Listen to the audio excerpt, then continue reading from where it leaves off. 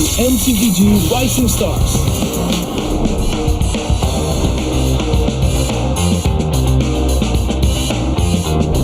From September 12th to October 19th, take part in the regional contest, open to all players. Step up and prove your strength. Division finals will run from October 24 to November 2. The top 16 players in each division may advance to the next stage of MRS. Check your in-game mail for information.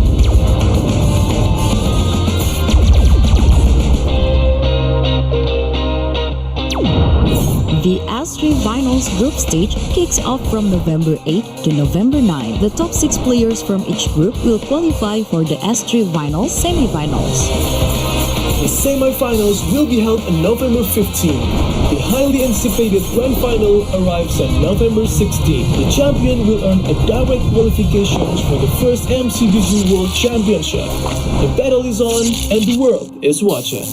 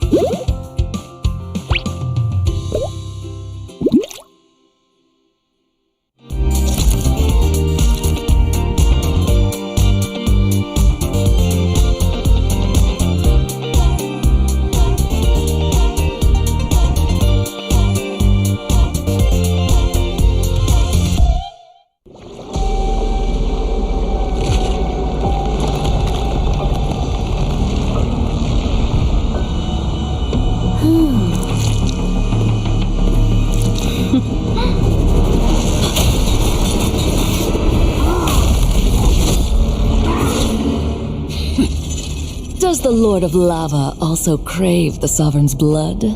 Fool! The tyrant's remains will only bring doom! Their brutal dominion, our warriors were corrupted into foul bonds of decay. Sovereign of the Abyss, Obsidia. The curse still flows within the Sovereign's blood.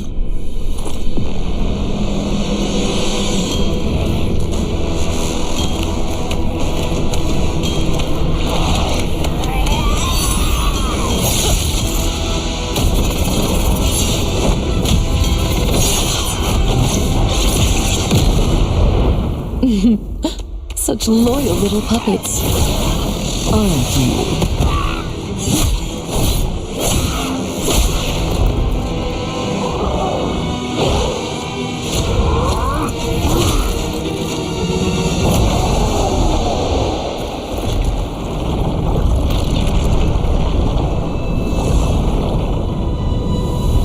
You are merely a puppet.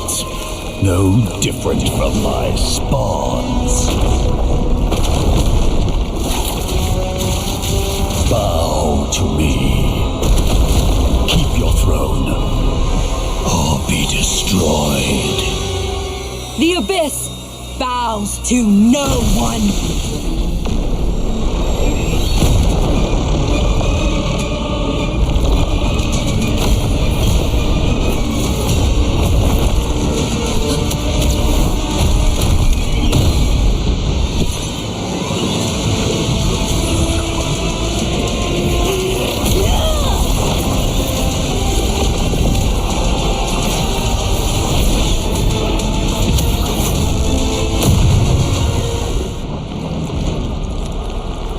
For the Abyss!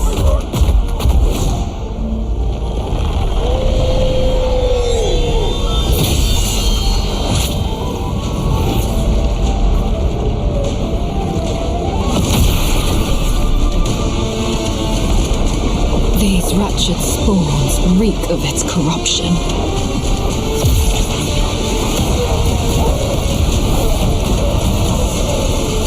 Your sovereign has a god to kill.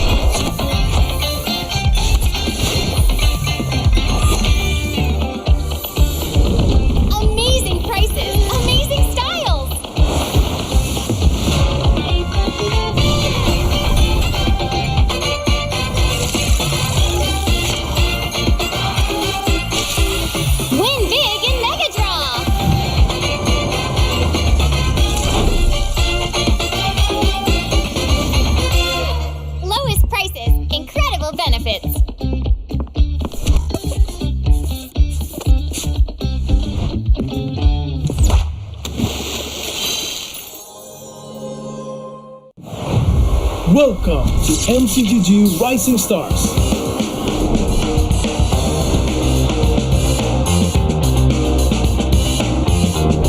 From September 12th to October 19th, take part in the regional contest, open to all players. Step up and prove your strength.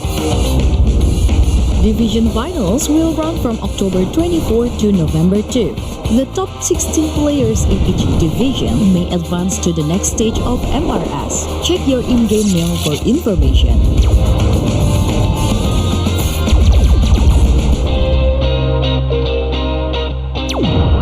The S3 Finals group stage kicks off from November 8 to November 9. The top 6 players from each group will qualify for the S3 Finals semifinals.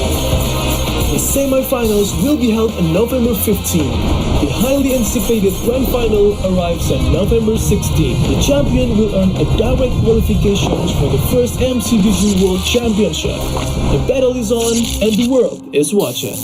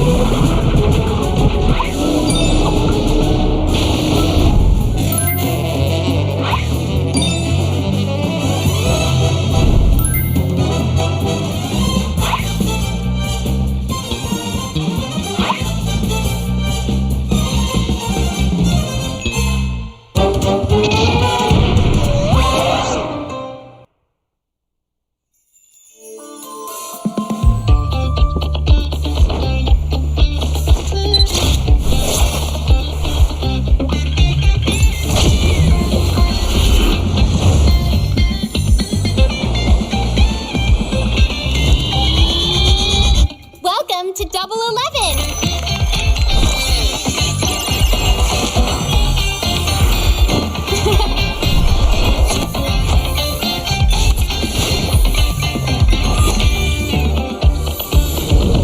Amazing prices! Amazing styles!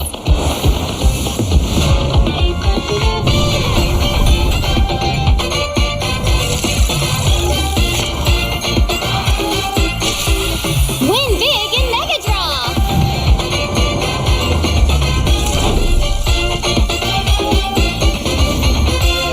Lowest prices, incredible benefits.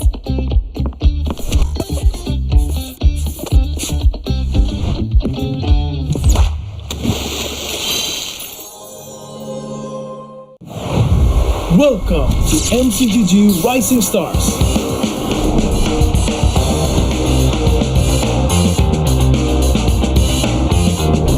From September 12th to October 19th, take part in the regional contest, open to all players. Step up and prove your strength. Division finals will run from October 24 to November 2. The top 16 players in each division may advance to the next stage of MRS. Check your in-game mail for information.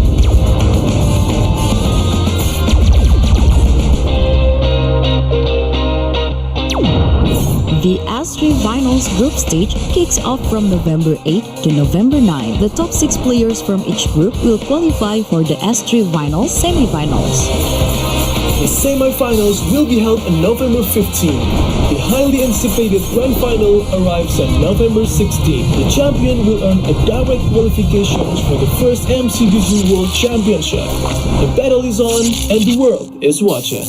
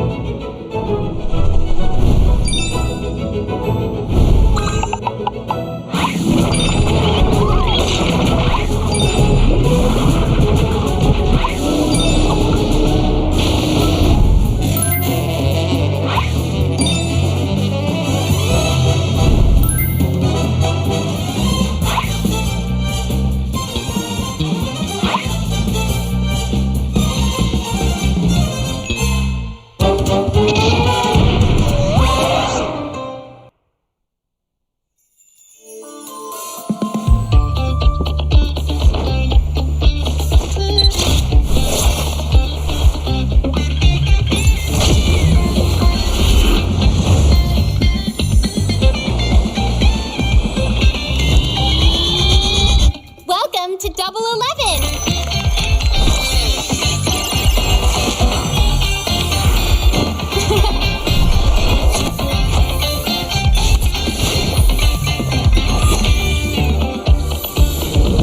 Amazing prices, amazing styles!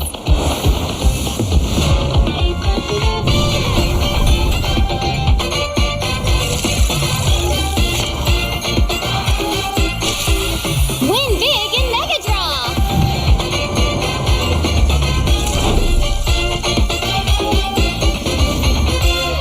Lowest prices, incredible benefits.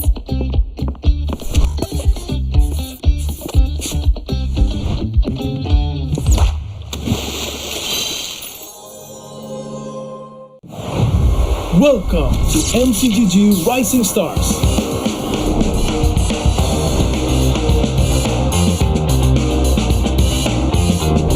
From September 12th to October 19th, take part in the regional contest, open to all players. Step up and prove your strength.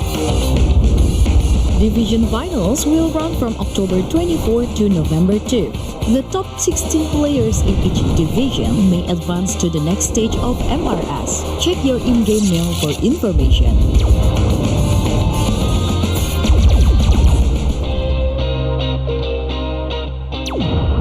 The S3 Finals group stage kicks off from November 8 to November 9. The top 6 players from each group will qualify for the S3 Finals semi-finals. The semi-finals will be held on November 15. The highly anticipated grand final arrives on November 16. The champion will earn a direct qualification for the first MCDG World Championship. The battle is on and the world is watching.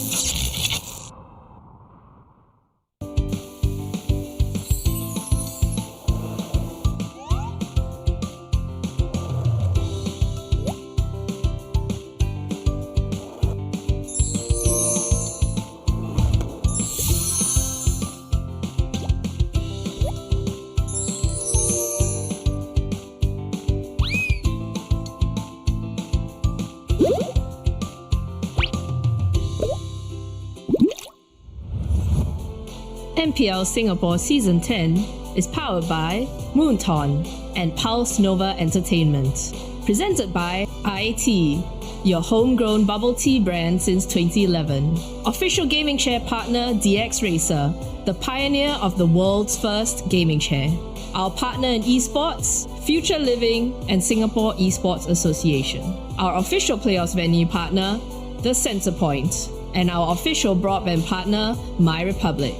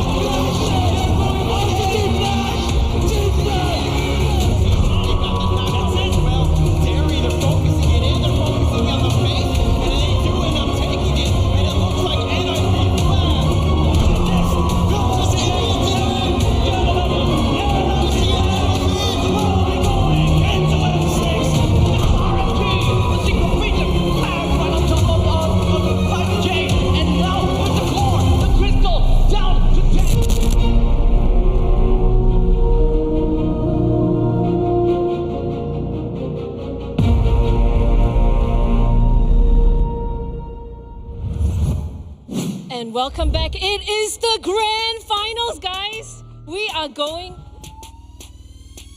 into the grand finals. It is a best of 7.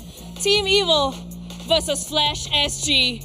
This is the be-all end-all. It has been weeks of gameplay. It has been years of training, months of blood, sweat, and tears. And this is all that they're fighting for, the trophy here today. And guys, we are here in Centrepoint. Who is here for Team Evil? And who is here for Flash SG? Alright, guys, I know we all are hyped. It has been an entire weekend of crazy games. So many best of 5s that went all the way. But we're gonna go straight into the action and straight to our casters, Abstract and Jace.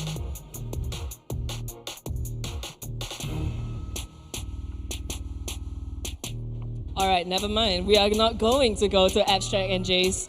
We are going to go to look at the lovely MPL Singapore Season 10 trophy.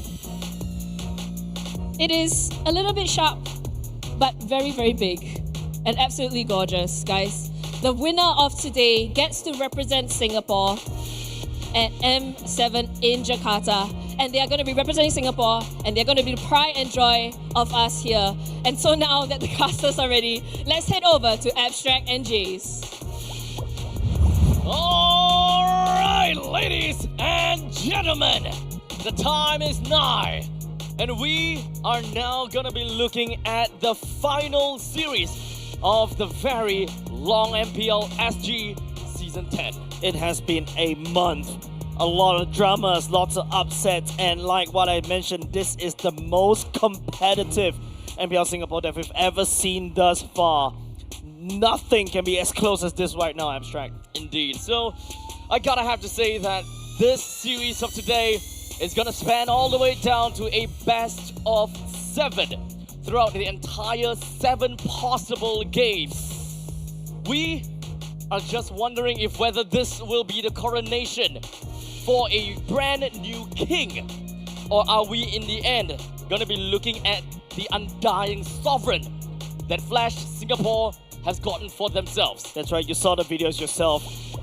4-peat for MPL Singapore. It is Team Flash that reigns supreme thus far. And now there is a new challenger once again. And this challenger, as compared to the previous few seasons, man, there is a chance for Team Evo to finally get this MPL Singapore this season. For the side of Team Evil, they have been training, they have been playing, and they have been doing everything within their control to finally be at the point where they are just within an arm's reach away from that throne, that crown that we are talking about. Yes, and of course, you know, Abstract, Team Evo coming in the MPL Singapore scene since Season 3. A bunch of nobodies from the start, and now they are finally one of the Titans joining in their ranks and actually threatening Team Flash as well. Now the biggest question that all of us have here, all over the internet, all over the world, watching us live here in MPL Singapore, will they secure a 5-peat? As far as we're concerned, and throughout the information that we may have found, this might be the very first 5-peat in the history of Mobile Legends Bang Bang competitive scene. Yes, of course, but another question that we also have to ask is whether there will be a new champion to be crowned. MPL Singapore always usually have one solid team that's super strong, that dominate the scene over and over again. The past 3 champions, technically speaking, EVOS, all the way to RSG, then after that, Team Flash. Will this season, Season 10, a double-digit season, would it be a repeat? Or will it be a new champion that will be crowned today? We'll always be questioning and identifying if whether this is finally the ascension of evil. And this is a difficult moment for Evil themselves. It is. And perhaps even for Flash Singapore. And it's going to be the first if we are sending Team Evil all the way to literally M7, right? Technically speaking, no organization backing. This is a community team from the upgoing. The Singaporean dream, technically speaking, would they go to the international stage, Abstract? Now, of course, throughout the entire of M7 World Championship, we already have some possibilities, and of course some of the teams that have already kind of showed themselves. We here in MPL Singapore will be having only one team that will represent Singapore in the M7 World Championship. That's right. We of course gotta have to identify which team that would be. Unfortunately, Abstract and ladies and gents, there's only one slot to M7. It could either go to Team Evil or Team Flash. For the Evil fans out there that have been waiting for the coronation of Evil, the ascension of them, this is the graphics that you want to see. While in the meantime for Team Flash, this is not what they want. But we wanted to know if whether the barrier will be broken and if whether there will be any difference in the upcoming M7 World Championship with a new team that will be sent in the national stage. On international stage, we, technically speaking, it's not really going strong for us, but hear me out. Maybe this time around there could be a miracle. We were so close for one of MSE when we secured top 4. But this time around, hopefully, maybe with a new champion, or perhaps with a refreshed Team Flash, would they be able to break this barrier? Speaking of Team Flash, ladies and gentlemen, we gotta have to identify and name the reigning champions of 4 years. Who is gonna be the one that, of course, is in this roster? Ladies and gentlemen, Flash Singapore!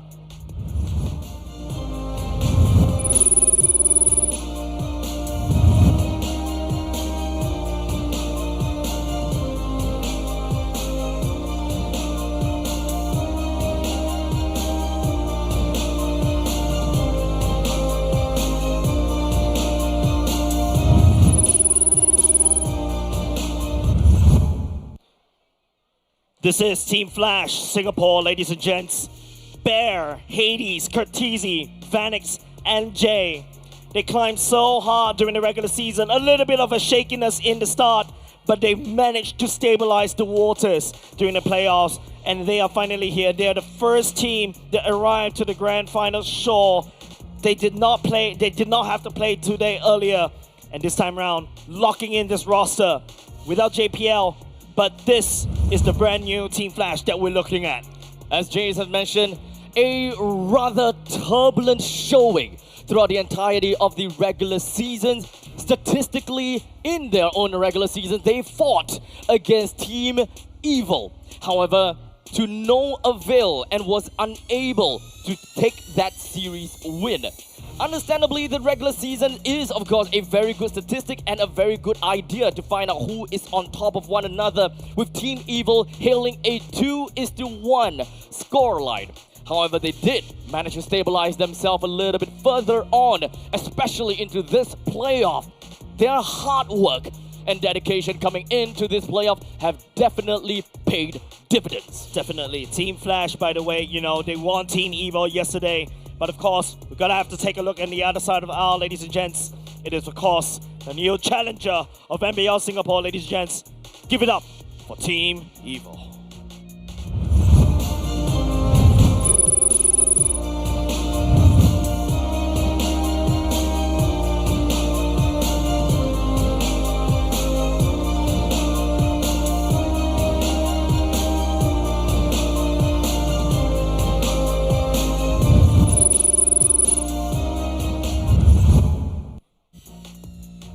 With Team Evil in play, a potential usurper, we have Gear, Aether, Sailor, Van, and Powerful. As much as we see these 5 throughout the entire year since Season 3, the lineups has changed, but their players and playstyle have never changed.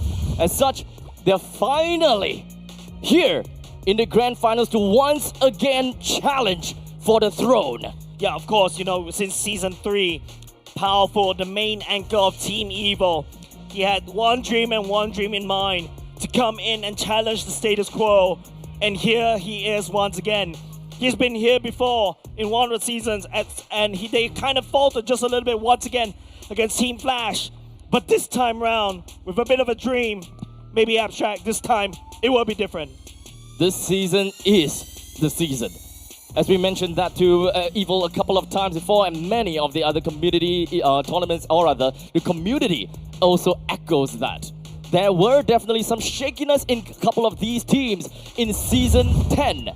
And we could possibly be able to tell that kind of story through this head-to-head. Yes, definitely. If you take a look at the stats, Flash SG, as of now, thus far, a very aggressive team. Even more aggressive as compared to Team Evil. KDA 4.2 versus 3.6. Even though Team Evil technically got more gold. But Team Flash, once again, based on the total turtle that you're seeing right here, they are really solid in the early game, but once they got that inch in the early game, they will go the certain mile or even a kilometer or even a light year, especially when you go to a later part of the game. But Team Evil has more lords that they secured more turrets as well. But overall, stats only can tell you thus far. We need to take a look at the games later on, Abstract. This is going to be super, super tight between these two teams. A quick little throwback, especially for the members of Evil, as they have played a total of 5 games before this grand final. This is, of course, another testament to their stamina, if whether they will be able to hold out all the way through after 5 grueling games against Kingdom Esports.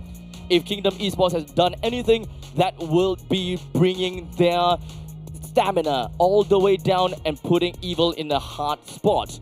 Otherwise, if it's over to their advantage, it helps them identify and understand drafting a lot better, which could potentially flip the script of what Team Flash did to them in the upper bracket finals. Gonna go into the first map of the day, ladies and gents, for the grand finals. It is going to be a dangerous grass map. This map is very dangerous, definitely for the side of Team Flash and also Team Evil, because it's all up to the roamers. It's gonna be a Jay versus Powerful kind of matchup, because you really have to open up as much of these grass as possible, and it all lies on the responsibility of Jay and also Powerful. Knowing how Team Evil likes to play usually is that Powerful is very active around the map, scouting out most of the things. And like what you mentioned, Abstract, they've shown quite a few games earlier today, and I'm very sure Team Flash, especially Coach Adamir, has been taking notes. As we move on to take a look at the first few bans, it does seem like we do have Team Flash that goes out for the Jusin, Cici, and Yu Jong band Evil, with the Hayabusa, Baxia, and Farsa. Understandably, we have seen a couple of these heroes played and banned many times before. The Ishinshin looks really juicy for the first pick team for the side of Team Flash. They'll snap pick it for the side of Hades, showing their hands right off the bat. Don't forget earlier just now, Team Evil, they let the Ishinshin pass, give it over to the side of the enemy, and they ultimately got punished. Hopefully this time around, this is going to be a slightly different Team Evil that probably practice against Ishinshin. They need to find a way to stop this Ishinshin right off the bat before they got snowballed out of control. Now, understandably, when it comes down to R3, there might be a very high probability that Evil might want to focus and prioritize that Lancelot. Understandably, because of the Fredrin that they have played before, I'm not too sure if whether that was I would say if whether that was a matchup against Kingdom that just doesn't work and they want to try that with Team Flash or not. Because what I would like to see from Evil is play with their strongest hand right off the bat. Right. This will boost their morale, and it gives them the tempo that they need to go up against this tyrant that has been standing on the throne for so long. Got a catch up, snap pick up by the side of Team Flash in the hands of Jay. Lapu Lapu as well, technically denied by the side over to Gear. There's something that Bear can also play to greatest extent. And, you know, we also talk about how Team Evil, yep, there you go. You definitely have to go for the Lancelot right here in R3. If not, Team Flash will start taking it away. Out of the 3 games that Team Evil fielded Lancelot over the side of Aether, he has won 3 times, 100% win rate for this particular hero in the hands of Aether. And definitely Team Evil, the one that definitely can play with momentum. They need to really put their best foot forward in game number 1. When it comes down to Team Flash's draft, Lapu Lapu is the only thing that could show any form of flexibility, with Vanix having the opportunity and of course had the short and experience with playing Lapu Lapu. As such, it might not go to Bear just yet, and it does not mean that it will go to Vanix, but there is that possibility that we gotta have to keep an eye out for. Yeah, usually when Team Flash picks a Yishin right off the bat, usually they will go for double side lane fighters. Technically speaking, this is the best of 7. This is not just a sprint anymore, Abstract. This is going to be a marathon. Maybe they're going to try using the fighter side lanes first in first game, then after that tweak, and also make sure that, you know, they change the game plan along the way, because don't forget, this is the best of 7. Team Evil, on the other hand, bans away the Eve, takes away the Valentina as well. Team Flash, on the other hand, this is a very interesting ban from the side of Adamir, taking away the Esmeralda, hinting at a potential Harif as well, but they're going to take it away instead. All right, so that is a good buy to Harif. The thing is, Evil, they still gotta have to focus on their side lanes, and Evil, my oh my, it could go anywhere. As you talk about, it's very likely going to be fighters also possible, because we do have a Kimi that could come in as the insurance for marksmen in the later stages. However, Granger does seem like a pretty good pick here. Yep, Granger definitely looks really good, juicy for the side of Team Evil. You can pair it up alongside with the Kimi. Those are your winning combos. You have burst damage. You've got also the burst coming up from the land slot. The Kimi can provide that DPS. Team Flash, on the other hand, they can always swing back into that's definitely going to be Ruby. Should be a Ruby going to the gold lane in the hands of Ven. Team Evil is going to fight fire with fire. They're going to respond with their own gold lane fighter right off the bat. Now Team Flash, they gotta have to show all of their hands now. Yep. And possibly face off against that R5 X Factor. We will generally look at the Ruby and assume that that is gonna be the gold lane Ruby. As such, Team Flash, they will settle with a Granger and a Lunox in mid. A bit of an interesting pick, drafting pattern coming up from Coach Adamir right there. Snap picking the Granger all the way at the last moment, and then after that locking the Lunox. Because technically speaking, if you look at Curtizi's hero pool, the Juicid already banned away, the Farsa, the Eve, the Valentina as well, Coach B Toy literally making it very hard for Curtizi to play. But Team Evil right now, locking in the final glue. Coming in for the side of Team Evil, we haven't seen glue in a long time, ever since the past rework. As such, ladies and gentlemen, we have got the 5 heroes that have been picked up from Team Flash, and of course the other 5 from Evil. The very first game is just about to fall through into the land of Dodd. Whichever team that manages to snag themselves the very first game will understandably be able to get quite a bit of a tempo, and this will start a mental game. Sorry, correction. This is the first glue we have seen so far for the side of MPL Singapore. Wait, for real? For real. The first glue? Yeah, the first glue. The very first glue of MPL Singapore Season 10. And it's shown up in the grand finals. This could be the secret weapon, the secret glue, the secret sauce for that Team Evil to thwart what Team Flash have in mind. As such, ladies and gentlemen, boys and girls, for all of you at home, we hope that you're going to enjoy this entire series, as it will be one heck of a marathon. And everyone here at the Centrepoint, it's time to hear your voices as we go into game number 1 between Flash versus Evil. Definitely need all the support right here, ladies and gents. It all boils down to this. Team Evil definitely looking for that first win to set the momentum right, to set the momentum straight. More importantly, for the side of Gear, he needs to perform on this glue, because like what I mentioned, this is the first time we've seen glue in MPL Singapore, and they have to make it work going up against Lapu Lapu. Let's talk a little bit more about lane priority. The main thing is going to be the middle lane influence as to how Evil and Flash SG wants to play around with. Well, take a look at the gold lane. We start from that one. Fenix going up against Van. Ruby, technically speaking, you're gonna it's just gonna be a neutral lane, right? Whatever Granger will be able to do against Ruby earlier in the game is always gonna be absorbed and lifesteal all the way back. Now, I'm looking at the mid lane pick instead, right? For the side of Flash and Team Evil. Hold on a second. Jay, really hard invading, trying to put some dent over the side of Aether's farming.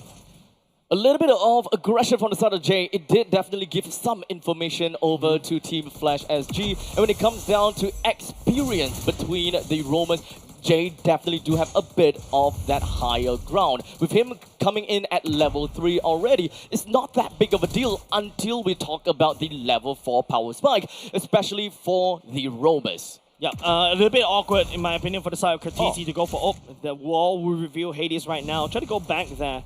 We'll not be able to do anything for now, but items check. Mostly all boots except for Gear going for the Dreadnought armor right off the bat. This is not exactly right, and something is different about the pathing of Hades. Something is different, as Hades is currently only at level 3, and it doesn't look too good as he's unable to do anything against Aether for this turtle fight. Yeah, you're right. It seems like one of the minions got stolen right off the bat earlier just now. Not too sure what exactly happened right there. Then Evil, because of that, pick up the first turtle already. Wonderful start for Team Evil so far. We definitely gonna have to look back a little bit to really identify what have went wrong. As one thing's for sure is that we actually, I think the Yusun Shin started off at the purple buff first. Aether is actually did the quick counter jungle against the enemy right off the bat. Earlier just now, when you see the split screen, right? That is actually on the blue side of the map. Aether first creep is actually Team Flash's orange buff. That's why. Oh, we have missed that out quite a bit. It's very quick because if we go straight into the split screen, you won't be able to tell. As such, this is going to be important information. That means that Team Flash, they didn't really quite manage to open the map up enough. And Jay, that's probably the reason why he actually had a little bit of a higher level as opposed to Evil, because he's kind of forced to go over to the opponent jungle. That's why he went over to the purple buff and be like, hey, look, there's people here, but what happened to ours? Yeah, so technically speaking, this is how you slow down the farm for the side of Yusun Shin, right? We're going to go into 3 minutes and 30 seconds. Team Flash is unable to really start any sort of fight, whereas Team Evil secured the first turtle already, and now it's all about whether they can keep out the tempo, right? This is a good start for them, but I want to see more. But Team Flash, understandably, because of the EXP deficit, they wouldn't want to jump into any form of battle. As such, Evil, they are going to be the one that will pull the trigger, and if anything, they are the one that will step on the accelerator.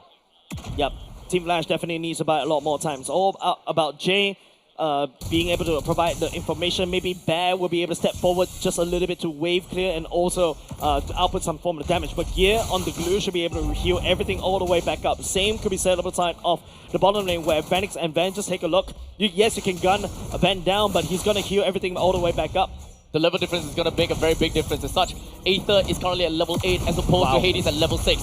In the meantime, unfortunately, the Traction Pulse is not going to land. Powerful with the 2-man knockup coming in for the Tectonic Charge. Curtisi not in a really good spot. In the meantime, Vanix as well. As such, Aether will pick up the first kill for himself. And that also will come down to Hades being the second death of the team. You can see that Team Flash literally put everybody right down at the turtle pit right there because they know they have to play from a deficit, Abstract. Team Evil, on the other hand, identified all of that as well and also did the exact same, pulling everybody around the turtle pit, ensuring they have a good lead, and with that, they've secured a 2K goalie in the favor of Team Evil for now. This sounds like a problem for the side of Team Flash, but one thing that we gotta have to remember is Evil is a composition that can play very well into the early stages, with the fact that they don't exactly have a very strong marksman as an insurance to the late stages of the game. Yes, Kimi is the marksman that we are talking about, but if you want to compare the power curve between a Kimi versus a Granger and a Yusun Shin, let's not forget about that. This is a very front-to-back heavy composition from Flash that can rip the front lines to shreds. Yep, definitely, with the help of the Lunox as well, right? Like, there's a lot of damage potential for the side of Flash SG, but they know they haven't unlocked it yet. Losing 2 members earlier just now as they attempt for a fight, that means that they really need to slow down the tempo even more. If you notice, both of these 2 side lanes for the side of Flash SG is a little bit neutralized. As now the purple buff, it still went over to the hands of Hades, so he's still gonna be fine as much as Evil wants to choke them up a little bit more. But here we go, a little bit of Immobilize onto Bear and Jay. But with the Revitalize, they will stay safe for now. Purple buff still secured by the side of Hades though. Vanek doesn't seem like he has a lot of HP to work with. As such, he will not be able to be involved in this fight. The main thing is Evil managed to knock down half HP of the T1 mid. That's basically HP bars that you really cannot regenerate all the way back. Team Evil found a way to basically limit Hades right there by a sneaky hard invade at the get-go. It really slowed down the pacing of Team Flash, and Team Evil is laughing at it. Hades is still not there at all. Not at all. And there is no way that they're going to try to contest for this. If anything, Team Flash, they will lose in the early to the mid stages of the game, with the fact that they have lost every single neutral objective, and even some of these standing objectives. Team Flash will have no other way but to play possum within of their own lanes, anything behind of their T2, until the point where they might see any semblance of power from the side of Hades or Curtisi. J-Main damage will result some of these ultimates for now. Vanix trying to gun Van down, but Van is healing everything all the way back up. And that's so frustrating for Vanix right there. He has to back off, has to watch the bottom lane turret get taken down slowly but surely. Flash SG is losing a lot of these real estate, and Team Evo is just literally just hard invading from the get-go. As Team Flash now having to hide within of their own base, or rather in their own jungle. They understand that as long as they have the T1 turret, they still have got some ways to play around of their purple and blue buff. But that is of course with Evil, they're trying to be as aggressive as they can. With Aether literally just knocking onto Jay, there's really nothing much that they could do. The moment that Team Flash tries to retaliate, there could be very unforgiving circumstances for Team Flash. Yeah, Team Evo identified that AOG is already gone by the side of Jay. That's why they're really daring to step forward, opening up using the traction pulse, pushing Team Flash all the way back, clearing and dissecting Flash SG bit by bit. Team Evo just burning the all of Team Flash first tier turrets already. The thing is for Team Flash, they understand that there will be consequences if they were to literally jump the gun, especially if they are not ready.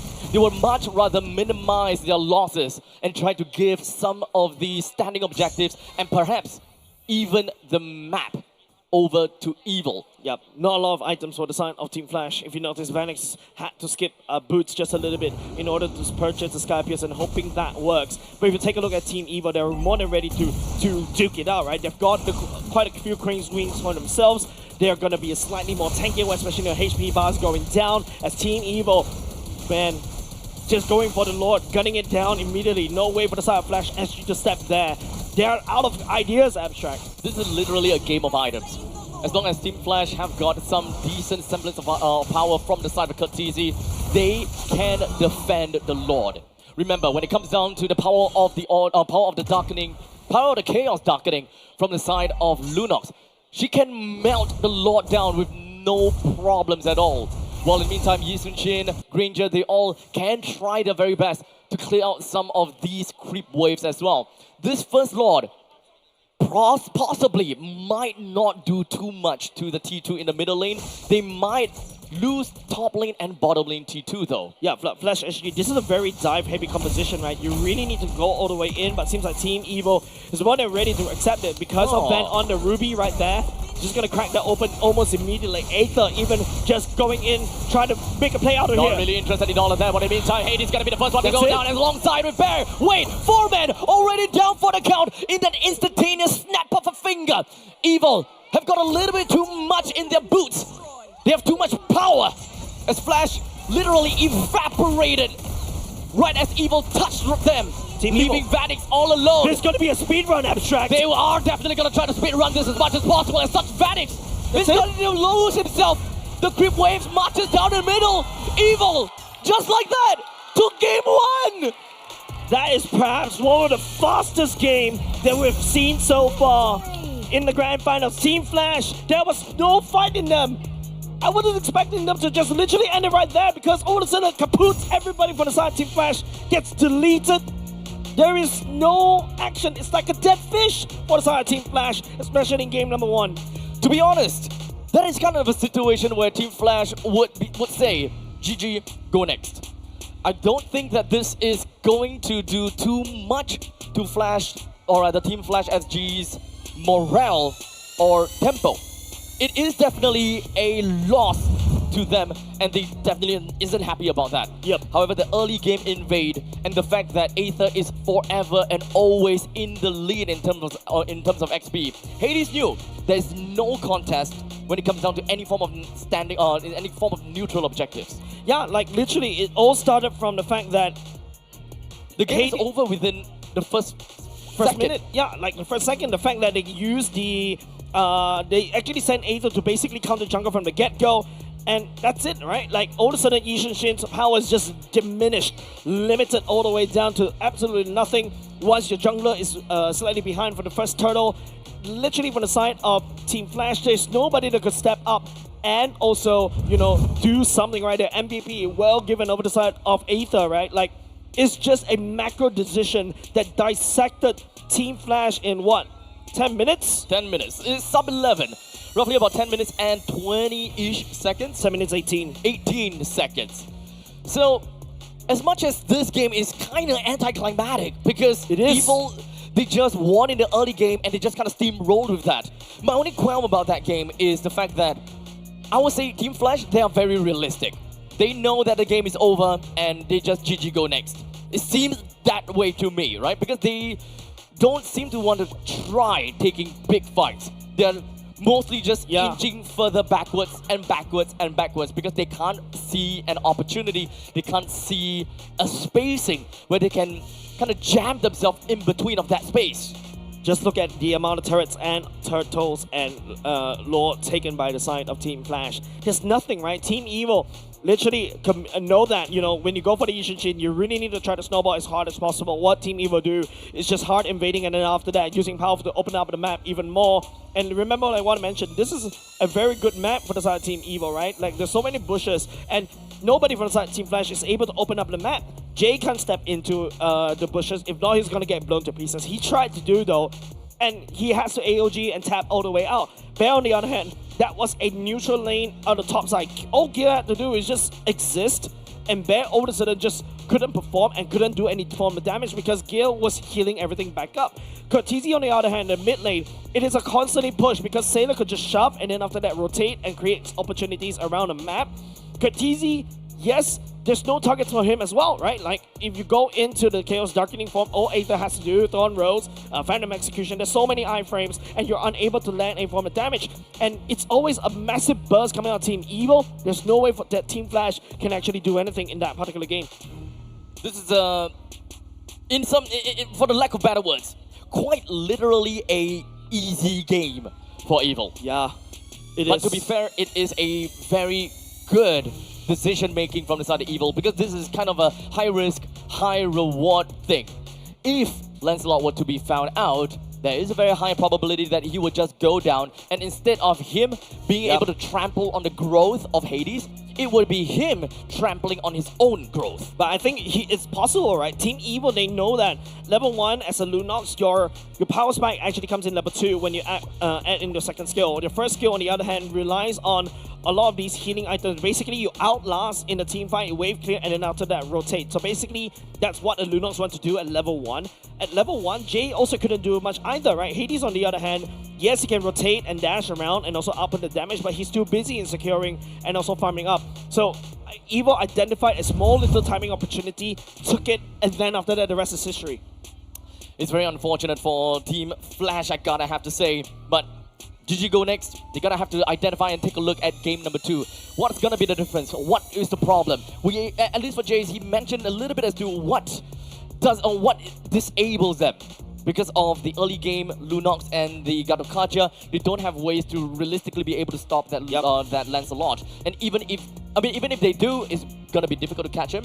They can, but it's not gonna be easy. Yeah, there's a lot of iframes, right? And even after, towards the later parts of the game, unfortunately, Lapu Lapu wasn't able to step up, right? You're expecting maybe, okay, Phoenix needs a lot more time. We talk about how much time they kind of needed, but unfortunately, Lapu Lapu, they're also not winning that lane. That was a neutral lane, and if you're neutral lane as a Lapu Lapu, you are slightly behind. You're supposed to be able to do anything. So Glue was a smart pick from the side of Team Evil. As long as I neutralize that lane, I neutralize bottom lane, I have a winning mid lane, and then we win around the map. Honestly, when it comes down to Glue, it is constantly to the point where as long as you have a Glue, the opponent doesn't have a CC, the lane is yours to take. Yep, let's take a look at the updated graphic that we have so far, ladies and gents. Just to showcase once again, this is the M7 World Championship team representative. So far, this is not locked in. Some of the teams are already locked in, mind you, for example, MPL PH, Mina as well, and also for the side of MTC. They've already locked all the way in, and now it's all about our slot in MPL Singapore. Team Evil, on the other hand, this is based on regular season stats, but of course, you know, there's a lot of things happening concurrently as well, is MPL ID at the same time. And at this point, we do have quite a bit of these teams that have already showed themselves. And of course, I think that it is a very difficult pill to swallow, especially for us Singaporeans, as to which team is gonna be, how it's gonna be, so on and so forth, right? Right now, this is based on season statistics. Yep. Right? So the most likely to make it through. However, there are of course the boxes at the bottom where it is Team Liquid Philippines, Aurora Gaming, and Aurora Turkey that have already been qualified. So those are fixed. Everywhere else, Team Falcons is also fixed. Yep. Everything else is based on team stats and the probability. Who is the one that will represent their respective country? Yep, that's right. Now, focus back into MPL Singapore right now. For the side of Team Evo, right, this is a great start, right? This is an absolute great start. There's no answer for the side of Team Flash, and now it's going to force, it's going to force Team Flash to have like a double take just a little bit. Are they going to have to... Is it worth it to pick that Yushin Shin right off the bat? I think it's a yes, because Aether is also really strong on the Yushin Shin as well, but they went for a Lancelot, which, he had a wonderful showing, especially in the previous series where they went up against Kingdom Esports. All in all, game number 2, gotta have to be a full-on reset for Team Flash Singapore. As for Team Evil, they will take what they're given. Yep. Drafting? I don't know. It seems like drafting can kind of go towards the same direction. This is game number 1 is all on about execution, right? Remember, we talked about double marksman. It worked out. It definitely worked out before. Team Flash, look at them, completely unfazed. They don't care. They know that that is their mistake. They will move on from that, and they will do whatever they can in order to take back what they have lost. I think a solid esports team is when nothing phases you. You smile in the face of danger and you laugh at it, and then after that, you look back at your previous game mistakes, you work on it, go next, reset the mentality. Every single game is a new game. The previous game never existed. Once done, it is done. Oh, Bear. As such, oh, wait, really? Oh. M7 Grand Finals early bird tickets has been sold out. Oh, thank you very much, man. Oh. Yeah, someone's actually sneaking in some for the information to us. A little bit of tidbit, Yeah. We have our own information broker at this point in time. Anyways, since after that game number 1, tension has definitely went down a little bit. So I think that this is the perfect time to kind of slip this right through, right? Especially for people here in the Centrepoint, Singapore. Some of you guys may have this activity card where you have to stand at the top right-hand corner. Yeah. Right? You're going to say that. I'm not going to be able to say that. I will say it, but you will have to listen for it, okay? So, in the very event that you guys hear a very long word that came from absolutely nowhere and might not fit in the context, the reason is because I kind of have to say it for the activity card. Yeah, does someone have it around? Because it is... I don't even know how to say. Okay, that's... No, you can't say it. No, say it. Don't. Stop. I was on your side. I was on your side. I heard from production, or rather admin, that yesterday, they gave you that, how many words? Three words. 3 words? This guy, in one game. this man blurted it all in one game. I have interesting thoughts, and I say it out loud. That's why he should never ever know what the word is. Yeah. To be fair, it's not a word. It's an Urban Dictionary word from a show. Wait, it is an actual word? I don't qualify that as a word. It's just... To me, it's just gibberish. Did someone just say Harry Potter? Oh my god. Okay, yes, it is from Mary Poppins. Yes. So I was like, wow, what the hell, since when Harry Potter? I only know Avada Kedavra. But yeah, that is that one very long specific word that I will have to sneak in somewhere. So to everyone here in Centrepoint, wait for it. Okay? Definitely not coming from me, because I don't even know how to pronounce that word. And we talk about Avada Kedavra from the side of Harry Potter. Literally, Team Evo, Avada Kedavra, Team Flash, there's no way for them to basically collect 200 from the get-go, right? Flash SG literally got flashed and flushed down the drain immediately in game number 1. It all started at that 1 minute. Even like us, we were like, wait, hold on a second. Why is that Yushin Shin at level 3 when Aether is already level 4? And we literally have to scrub all the way back in the footage. And that's when we're able to find out the fact that, Aether snuck the orange buff away from the side of Yushin Shin. Literally bamboozled us, I would say. That is quite a bamboozle. Yeah. Is there more other words funny enough to say other than bamboozle? Well, I'll tell you what's funny. Flying Cloud coming back into the map once again. Yeah, it seems like, the rest of MPL Singapore yesterday, it's mostly just Flying Clouds over and over again, and it seems like you are going to go back into Flying Clouds for this particular map. Flying Clouds has been a very controversial map. I'm starting to love it a little bit, especially when you are playing on the defense. You can just reinforce very quickly to the front lines or set up a very good flank on the sides. And then after that, you play for some crazy pick-off plays. Like, for example, even a potential Alice, because like Alice, I would say, is also wide open in the game earlier just now, but it wasn't picked up by any of these teams. As such, ladies and gentlemen, game number 2 is going to be on the way as we move on to the drafting phase with Evil on the first pick, first ban, and Team Flash on second pick, second ban. So far, we have the Hayabusa, Kimi, Yves, Baxia, CC, and Yi Sun Shin that has been joined in the banning pool. Yeah, right now, all of a sudden, you can see how Team Evil is actually targeting onto Curtizi. This is a very interesting observation. We haven't seen Curtizi heroes getting targeted like this before. It's usually targeting onto Vanix, it's usually targeting onto Hades. But now, Coach Brito has his eyes set on Curtizi. And in the meantime, Coach Adam here looks into that Lancelot and be like, we're taking this for ourselves. Yep, choosing first pick is great.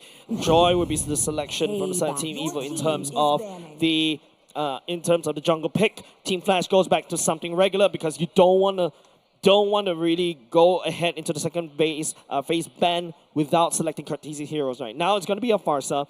Farsa is, I would say, not the best in slot, especially when you're going up against a Crop, going up against a Joy as well. So it's all about timing where Curtizi opens up the Feather Airstrike. Honestly, at this point in time, the way that the Farsa has been added in doesn't look like a problem to me if I am in Team Evil. I have a fast-moving assassin on my end, which can kind of bounce between creeps and heroes, whereas it helps me evade all of these artillery shots. I am not afraid. In fact, the only thing that I will be afraid of is for my gold laner marksman, if Evil even would want to go towards that direction. Yeah, even from the side of Team Flash, I really don't blame Vanix at all in a particular game. It's really hard because Van is equalizing every single poke that you're doing against Ruby, right? Like, it's just something that you really have to try to hunker down and hope for the best on the other side of the map. But if the other side of the map is neutralized, your mid lane is actually crumbling, unable to rotate faster and harder. By the way, if you are a Lunox, it's very hard for you to wave clear as quickly as compared to a Kimi. That's why, you know, Sayla is really active around the map. And don't forget, you got Aether that is just really miles and miles ahead. And if Jay doesn't really catch onto the Lancelot easily, it's very hard for them to do anything at all during the mid parts of the game. The two of the most famed gold lane fighters has now joined into the banning pool. We, unfortunately, still don't have a right idea as to how the side lanes is going to look like. We have no fighters, no XP laners, and we have no gold laners that's shown out. And unfortunately, Evil, this time, as the first pick, first ban, will be the one to have to show their entire team lineup, giving Team Flash the possibility of outdrafting Evil with their X Factor R5. I'm thinking Moskov right here for the side of Team Flash. Something you tap onto the Gato Charge Global, you'll be able to jump far away. You can deal with the Joy, you can throw Spear of Misery over there, but there's also still a CC immunity from the side of that. Oh, Yuzhong coming up. Yuzhong has been leaked? Okay. Apparently that has been leaked all the way through. Yep. Alice as well. Bear is going to be real happy about this. Yeah, Alice as well, right? Team Evil can also play this one. Imagine Alice goes in with the TOR right when the far side opens up with the Feather Heavens as well. There's some iframes from the side of Team Flash. Hopefully that's good enough. But right now, I think they're just going to leak out that leak out the goal lane just a little bit. Okay, we're going to go back into regular programming for the side of Team Evil. They tried to use it yesterday against Team Flash. But Van going in for the Cho. This is a Cho gold lane for the side of Team Evil. I can totally understand the fact that they have decided to go towards this direction. They don't need a reason to deal with a high ground Farsa if they're just going to be playing dive all the way through. Especially with someone like Cho in the gold lane with great mobility, you can quite literally Jit Kun Do and Shumpo your way and out of that ultimate from Farsa. It's either you go out or you go in or you sidestep to the point that the ultimate from Farsa becomes irrelevant. Is this a time where Team Flash goes for a fighter jungle? Fighter side lanes, mind you. It's going to be not the case. It's going to lock into the Moskov. And now it's once again going to be a race, right? Team Flash need to race and make sure that Moskov get a good game and also farm up. Go into the late game as quickly as possible. They've got certain regions from the side of Team Flash are able to do so. The Lancelot is activated right at the get-go. Very solid hero pick, especially early to mid. You also got Farsa to use on these, and also the Gatakacha. These are the four heroes that really escalated tremendously at level 4. I do extremely like the fact that there is a Moskov in this game against a dive composition. Very self-sustaining in the gold lane. And of course, you can pin the people that is chasing right after you. As such, ladies and gentlemen, this is the full lineup between Team Evil and Team Flash as we enter into game number 2, with Evil gaining their first win, completely unfought for, unchallenged. Evil is happy with game 1 win. Will that be the case again for game 2? And if whether Evil can take the second game in a row. Well, Team Flash at the very least, they do have heroes that these players do play very often, right? Vanix is back in his signature, Moskov, Cortese as well, back to his signature, Farsa as well. Hades, on the other hand, also solid on these assassins, so it's up to whether Flash SG. Now, this is the most comfortable position, most comfortable picks. Are they going to be able to take game number 2? Now, of course, with the identification that each of the junglers are now in their own respective jungler. We're not going to change anything about that. And there's nothing that's going to change for the side of Hades. Yeah. Especially when you're a Cho going up against, this is exactly what you will be able to do, right? The fighter in the early game just escalates so much faster as compared to the marksmen. The marksmen definitely need more time, and that's the power of Team Evil right now. Yesterday, when they're going up against Team Flash using almost the same kind of roster for the side of Ven, I want to see more rotations on this Cho. Start joining the turtle fight on the other side of the map. It's okay to let Vanix basically farm up, because if you speed run this, like what happened in game number 1, Team Evil may sneak away game number 2. So we do have a little bit of a babysitting service down in the gold lane as both teams identify that there is something that they're chasing for. For Team Flash, they're chasing for the fact that Moskov does not die, and such putting the Gatakacha down at the bottom. But for Ven, as long as together with Powerful, they identify that Vanix is someone that can be killed. And with the help of Grok, Ven can potentially do something about this. But that's also a problem, right? Look at where Powerful is pouncing, because Jay was too busy babysitting Vanix all the way down bot. They've forfeited the mid lane priority, and now Cortese has to go all the way back. It is Sayla that has a stronger early game right now. It should be able to pop to level 4 faster as compared to the Feather Airstrike. Over the sudden, early game gameplay is already slightly awkward for the side of Team Flash. This is what you can expect coming in from a gold lane Cho. Literally right into the face of Vanix and in the face of Moskov. But for now, with the turtle currently now under attack, we've got Evil as well as Flash. They're just going to be looking straight into this as Cortese opens things up when it comes down to Feather Airstrike with the first blood onto down to gear. But more than that, we also do have Aether that doesn't have a lot of HP to work with. With one man down for the side of Evil and the turtle going to the side of Evil, it is a little bit of a trade-off that we'll like to see. But now we have the Lantern that picks up Jay, and now Evil with a wild charge from Powerful picks up a kill onto Jay. Ven coming in from the side and looking for more opportunities. As such, goes in, flicker, but it doesn't seem like he will be able to continue on with this. Yeah, and that was a very critical turtle, right? Team Flash loses the turtle over the side of Team Evil, but they're at least able to punish, picking up 2 members, but now I think they've overheated here.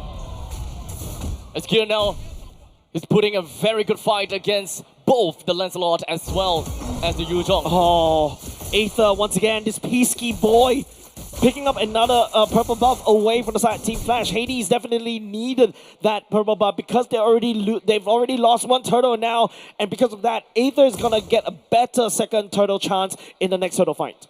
It is currently at level 6 and Hades is at level 5. We already have a bit of disparity in terms of level. That will definitely bring forward in the next 48 seconds or so. Yeah.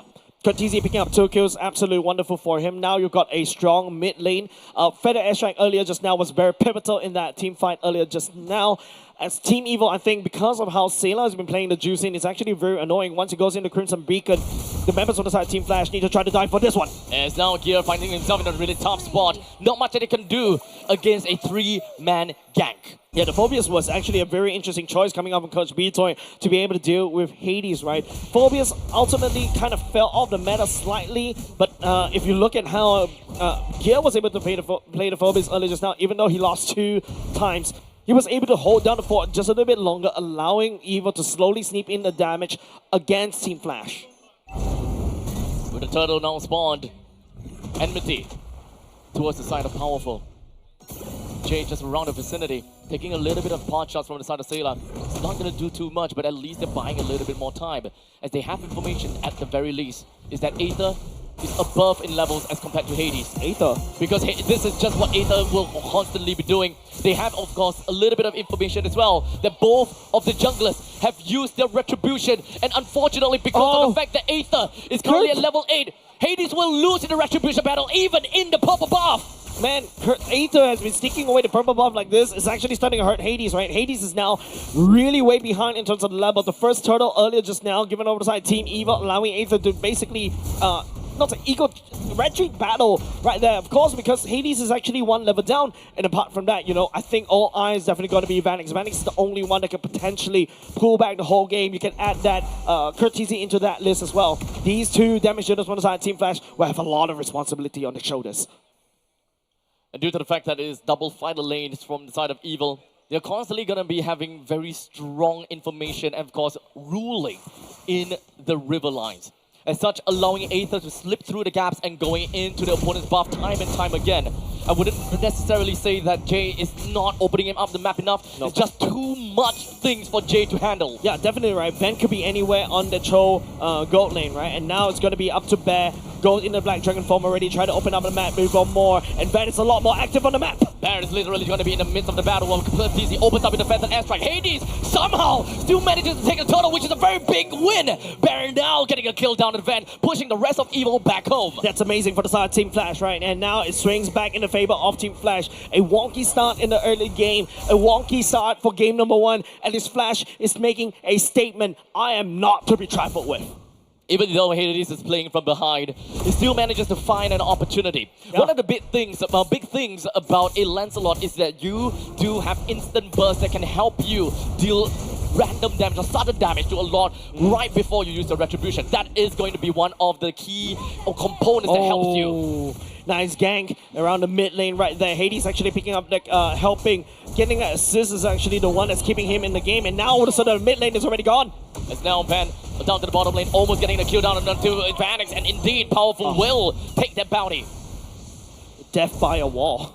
Death by a wall. Vanix just down from below. Literally slammed his face right into that wall, but it's still Team Flash paying a bit of a favor up top, pushing down top side, trading Vanix with that one. Slowing Vanix down is definitely going to be helpful for the side of Team Evil. Taking a look at the items, Corrosive Slime, and going straight into a Golden Staff right off the bat.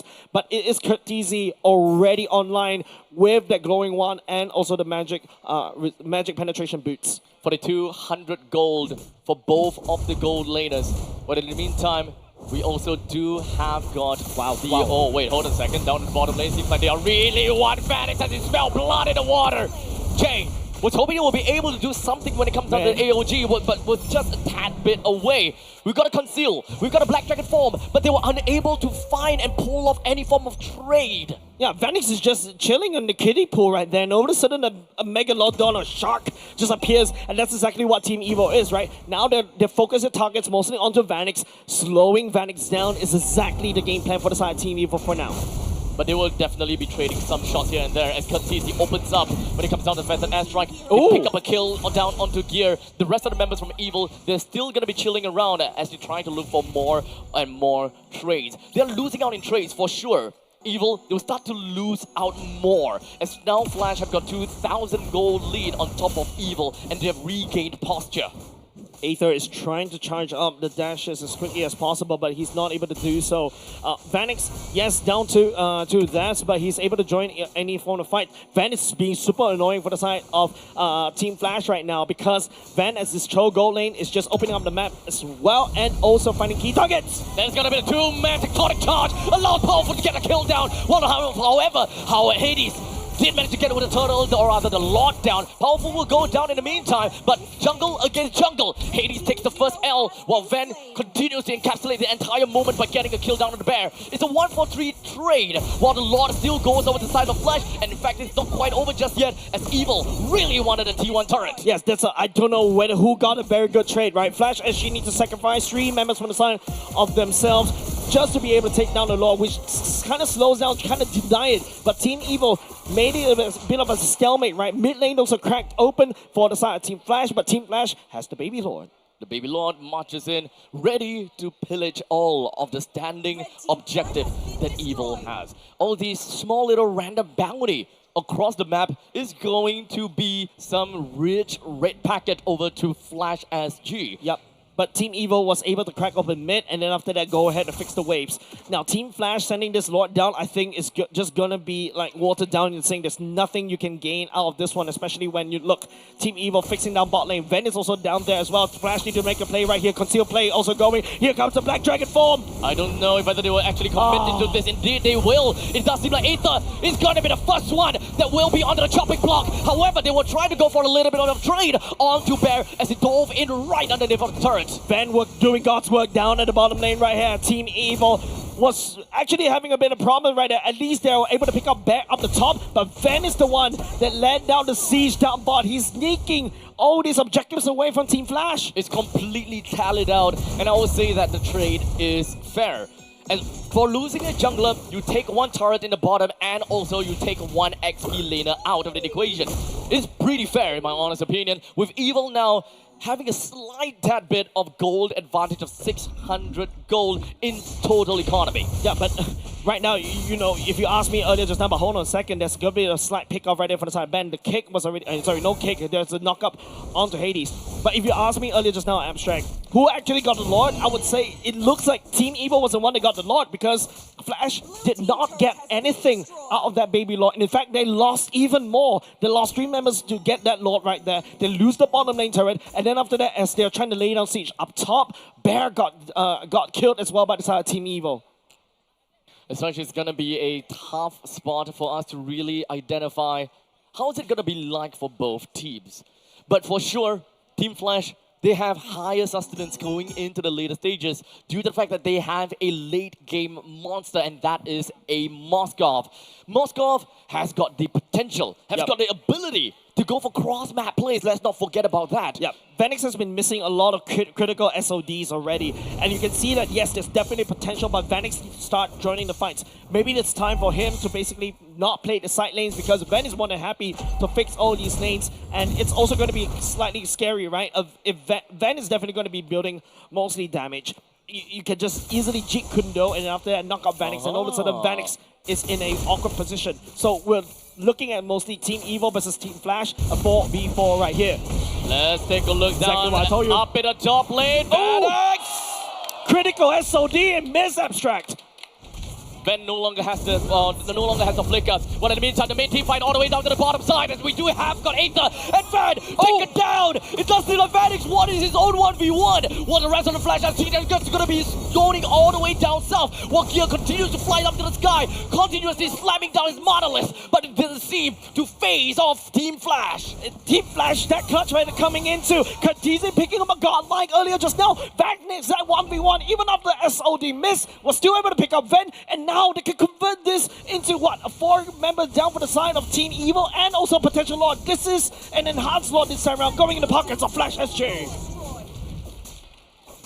The idea of Evil going dive and being able to sidestep against Kha'Zix's artillery shots unfortunately has been trumped. As Evil is starting to lose more numbers than they could have counted. As Kha'Zix already have managed to frame up 7 heads on his own plug. Yeah, he's definitely going to need that Wind of Nature for the side of Vanix, right? The burst potential coming up from Ben is there. Cho is like an assassin that Vanix had to look out for as well. And it's a goal-for-gold trade. It is an equal trade. Team Flash, on the other hand, they also cannot send Hades to start split pushing the map because potentially if Van goes in, assassinates Hades right there, then it's also more worth it. Team Evo will have a stronger objective priority. Taking Lord is going to be a tad bit difficult as now Bear soars above the sky as the Black Dragon. While we cut easy all the way at the back when it comes down to the Feathered Airstrike as well. More or less to be enough to push the rest of Evil away. However, Jay got a little bit tad bit too far in. Not with the AOG though, but he still found himself too deep in, probably because of Van. Twice from the side of Team Flash and trying to push something, right? Push it down the top side turret and maybe hopefully crack open both top and mid at the same time. But Team Flash ultimately got punished. Jay, like what he mentioned, flew too close to the sun. The wings wax got welted off. But at the very least, Team Flash still secures the mid lane turret for now. Look, items check right here. Vanix is slowly going into the Malefic Gun very soon. Wind of Nature, like what I highlighted, is going to be very pivotal for any ways to be able to counter Van. And now, I'm sorry, the trophy is kind of blocking the item build just a little bit. But if Van is going to go into what the BOD right there, this is going to be a massive amount of damage. If he plays cards right, and of course, you know, just start playing Bushwhack, Vanix may find it difficult to join in any of these fights. Oh, this might be a small little catch that might translate into something, or maybe not. It is still a Farsa that does pretty darn good damage, as you can see. With the Glowing Wand, the Witching Lantern, and Divine Glaive, that would tear through even whoever that picks up an Athena's shield, which is what Grok has. Yep. Well, at the very least, Vanix is actually started picking up these critical items. Genius Wand for the side of Kurt TZ's main damage is the one that's making sure Team Evil stay a little bit humble right here. But Ben will be able to say, Hades! You don't walk into the bar like that! But Hades, it seems like he either number one already knew that. A little bit of toss, only to be punished! But wait, he still stays alive! He lives! Phantom gives chase! And now, Van has been punished! With one death over to the side of Evil! Katizi's down as well! But what's important is that bounty on the side of Katizi that has went to someone! And that's big! Vanix is trying to make a play out of that one, take the SOD, but he drags... Hades drags the whole members, literally playing with fire right here. Have the lighter up, and then literally, like what? Playing with fire himself, literally, right? It feels like Hades has unlimited CD. It's a little bit unfair. This guy's been piloting this Lancelot like crazy. It's kind of crazy how Van literally just ran straight in.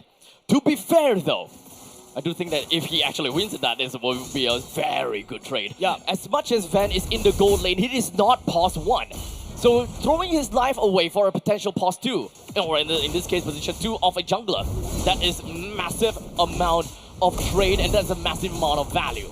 Yep, definitely Van will show face up on the top side. Team Flash will start and go in. He'll be fighting Aether for now.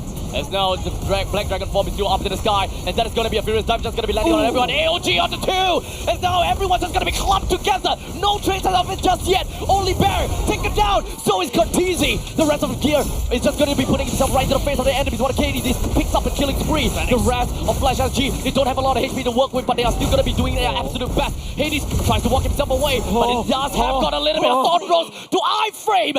Out of all that fight, he gets away with a sliver. How many times has Hades got away with sliver of health? It feels like his HP bars refused to go below 1. So many times to attempt this miraculous escape. And yet Vanix finally free hitting and doing up damage against Team Evo. If Team Evo is unable to catch Flash SG like that, burst him down immediately, this is exactly what happens. This is why I still prefer the gold lane marksman. It's not going to be easy to just immediately assassinate Vanix. It does have got good sustainability when it comes down to a free blink of his own skill. For every shot he takes, he goes down in cooldown as well. It does have a way to pin you too. How long do you think Hades have to play in order to practice Lancelot like that? Because those maneuvers are crazy. Those maneuvers are hands down instinct. He has played the game so far, so much, in situations like these. He just knows how exactly to do or how exactly to act in some of these situations. Yeah, Team Evil is literally pouring everything they've got to try to catch on to Hades, but Hades is just like untouchable, right? Literally Michael Jackson all the way, moonwalk, it's just stunning and also doing damage. As such, remember, even though we are 18 minutes into the game, Team Flash may only have 2,000 gold lead on top of Evil. The main problem and the main change is the fact that we do not have a proper marksman from the side of Evil. That's right. Why is there such a big difference? It's because of passive damage. You don't have anyone to just free basic attack anyone and everyone from the side of Team Flash. Yep. Once you have expended all of your skills, you have ran out of mana, you have your skills on cooldown, your team is on downtime. While Team Flash, even if they are on downtime, they have a Moskov that will throw spears in your face, irregardless of mana pool. Crimson Beacon already committed by the side of Sailor. Hades down low just a little bit more. Nice knockup though. There's now Hades is still gonna be fine for now. Curtis is just gonna be popping himself into the Phantom airstrike. He pushes everyone else away. Powerful doesn't have a lot of HP to work with as such. He will still go down to the hands of Vadim. That's the killing spree credited to him. As now Van finds himself in a tough spot right in the heart of Flash. With 3% down from the side of Evil. Team Flash, they will try to make their way and they're marching over to Evil's base. They look for one, maybe two. In fact, they will with Aether down and Gear at the same time. That's it. Evil trying to throw everything against Team Flash in game number 2. And Team Flash say, hey, you can play with fire and I will do so. No, sorry, I can play with clouds literally flying around your base because there's nobody left to defend it. The celebration for Flash as they took that team fight in stride or in clouds in this case. Literally flying around there. Like, I mean, there's nobody from the side of Team Evil to protect and defend their base. You can see how many times that Team Evil try to catch onto Hades. He's just slippery. He's like a fish jumping out of your hands when you're lathered in soap. That's kind of worse. Yeah. Yeah, that is. I mean, not that I know how it feels like, but it sounds very slippery. Seems like you haven't been cooking before. I did, but not really, you know, fish right out of water kind of situation. Yeah, definitely, right? And ultimately, Team Evil flopped right there, right? Like, in game number 1, they've got a critical mass as well, starting from game number 1. Game number 2, unfortunately, once Hades picked up his Lancelot, he played Lancelot like he is literally the Lancelot himself. He's not controlling it by a joystick. Unfortunately, I think that you can tell a little bit of that disparity between both the users of Lancelot, right? One that plays very individualistic, such as Hades, and one that really plays for the team and try to look for opportunities and, of course, play as a team and use and lean onto the team. That doesn't mean anything bad, but it just shows the different kinds of ways that you can play the Lancelot, either completely individualistic or the other way. Yeah, MVP, you definitely have to give it to Hades right there, because that is just crazy gameplays on that. There's so many times when you thought Hades would be dead, right? But he just disappeared into thin air and reappeared. He's literally playing like he's Yellow Flash himself. Oh man. It's kind of difficult to be able to just say that, you know, this is a stomp. This actually isn't. 18 minutes game, we've got a couple of back and forth. In fact, I think that for the side of Team Evil, they did a really good job keeping Hades in check. To the point that we saw a good 2-level gap. And yet, and I think that this is the reason why Hades really deserved his MVP, is that he managed to still climb back out. He still managed to win in the total fight despite having that 1-level disparity, and that retribution changes, or that retribution damage really changes things. Yeah, and once Hades identified he's not able to win in this objective fights, he started targeting down heroes, right? He started taking down, start ganking the mid, helping TZ pick up kills, and after start ganking top side, making sure that Bear also has a good game as well on this Yichou. Starts going down all the way down bot as well to kind of work it out, because man, Hades is just insane on this Lancelot. It's not over until it's over. It truly isn't, right? In the previous game, it definitely seemed like the situation is extremely dire, but this game, the team Flash Singapore, they identify that and they know that, look, we are already so deep into the game, there is a point in playing, especially since we have a Moskov. Yeah, and you know, the Moskov is just the icing on the cake. Once Lord Vanning start picking up the damage items as well and start just hurling spears, don't forget, this is a Moskov, right? This is a Moskov that has AoE damage. If the rest of the members on the side, Team Evil, are able to catch onto the Vanix as well, Vanix actually trying really hard. This is a good show game for the side of Ven, but they need more. Ven is actually starting to rotate earlier just now to try to like limit Team Flash. In fact, Team Flash was kind of limited in the early game. Gil, on the other hand, also did quite a decent job as well, but it's a little bit too much because Hades is just flying everywhere. Vanix, on the other hand, has farmed up. Curtizi having a wonderful game on this Farsa, and the rest is history because Team Flash just literally won another game. But like what you mentioned, it is not as convincing as compared to how game number 1, how Team Evil, within 10 minutes and 18 seconds, swipe out Team Flash just immediately. One thing's for sure is that Cho Gold is something that we don't see very often, and in fact, this is a relatively new thing. So let's highlight that a little bit here and take a look at what he has gotten for himself and, well, supporting for the team. With the Blade of Despair in his name, not Blade of Heptases, Blade of Despair, together with the War Axe. The War Axe is actually the first item that Van built. Yep. So let's remember that, right? We also have the Brute Force Breastplate and the Endless Battle. I just don't know what to do. I don't think it's about the items anymore. I think it's really about how Team Flash maneuver around it. You can see how Team Evil trying to lock down Hades, right? They're so powerful, has a tectonic charge and also the slam as well. Van also has the kick. Gil, on the other hand, also have a way to basically knock people up and stun people up. But Hades is just having a free reign. I feel like, unfortunately, I would say you need to really... Team Evil struggling to lock down Hades at all. Heck, even a Eudora stun or even a Cyclops lockdown... Shut up. ...is required to lock Hades down and basically beat him down right there. And I would say it's not a 100% chance for you because of how good he has been playing this Lancelot. And the iframes, let's not forget about that. Exactly. Right? The main thing is gotta be the iframe. Now, all in all, when it comes down to statistics, I think that numbers always tells a very different or similar kind of story, right? Van, even though he's kind of building damage, right? You would expect that he might not receive that much damage, but no, he does. With 119,000 damage taken, solely also because of the fact that he does have got ways of sustenance, right? He does have that War Axe that can give him Spell Vap. Let's not forget about that.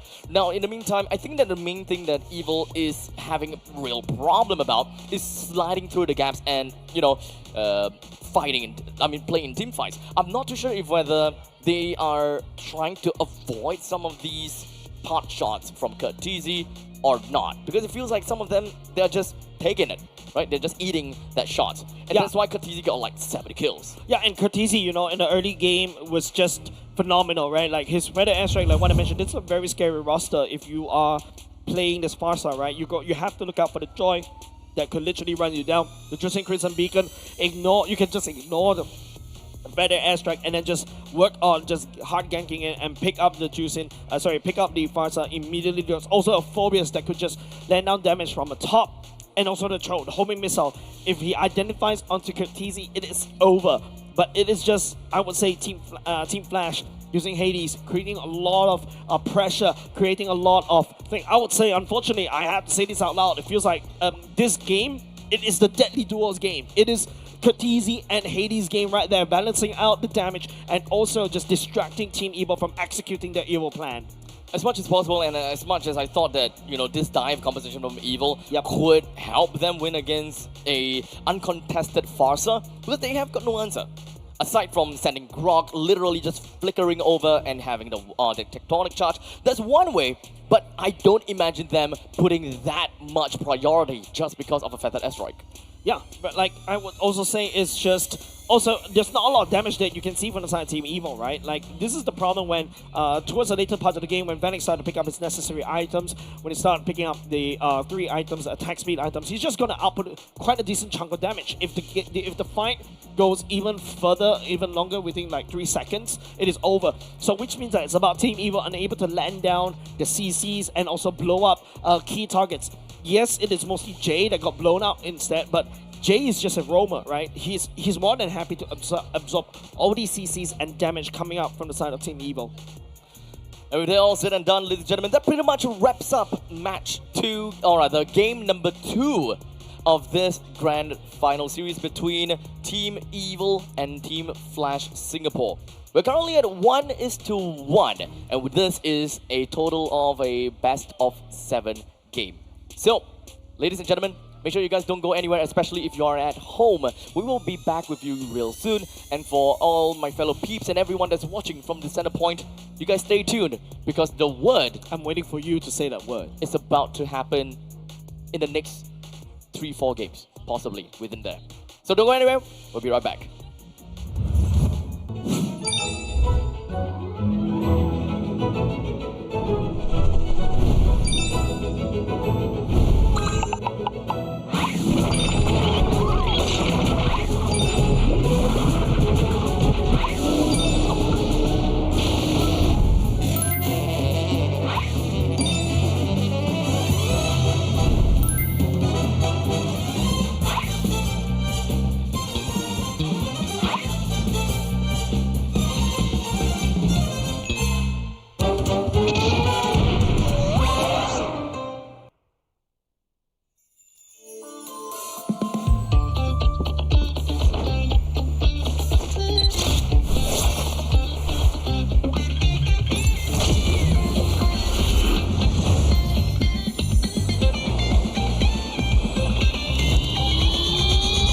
Welcome to Double 11.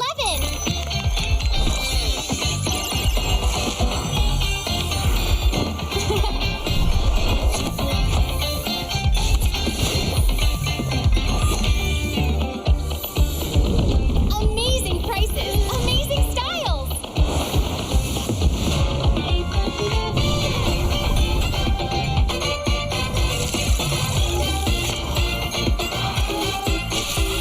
Win big in Mega Draw.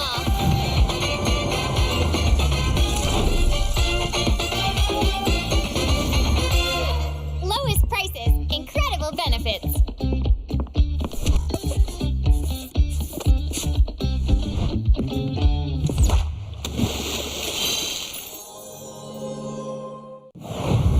Welcome to MCGG Rising Stars.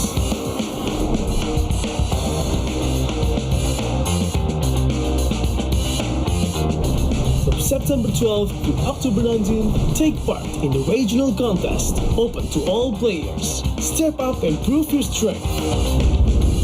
Division finals will run from October 24 to November 2. The top 16 players in each division may advance to the next stage of MRS. Check your in-game mail for information.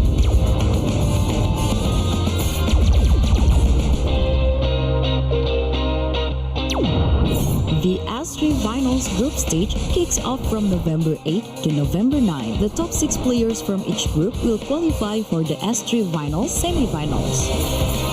The semi-finals will be held on November 15. The highly anticipated grand final arrives on November 16. The champion will earn a direct qualifications for the first MCGG World Championship. The battle is on and the world is watching.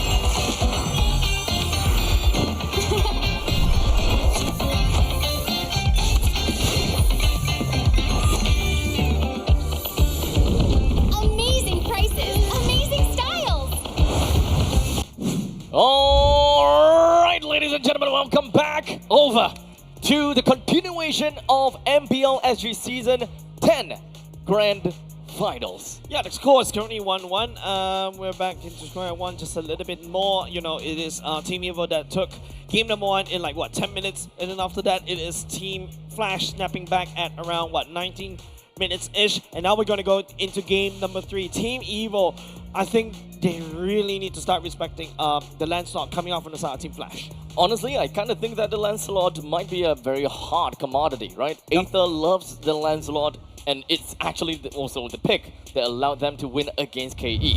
Almost to a certain point that it might actually be their lucky charm, not unless it's been used to strike back at them. Yeah, and you really cannot fault with the side of Team Evo, right?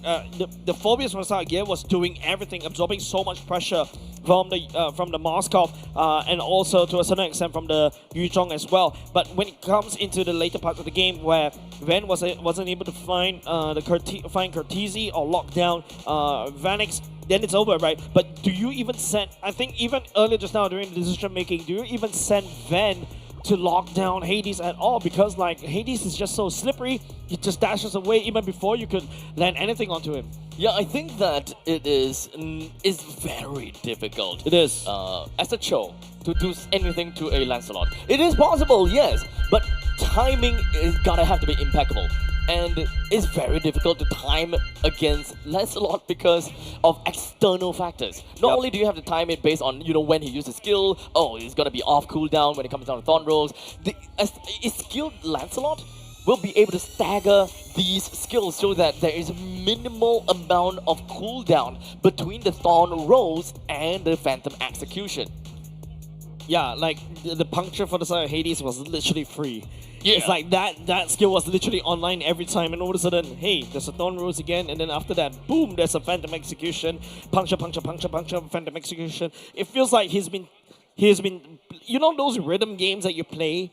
Literally, he's just literally playing rhythm games using MLBB earlier just now on that Lancelot. To be fair, Joy is actually a rhythm game.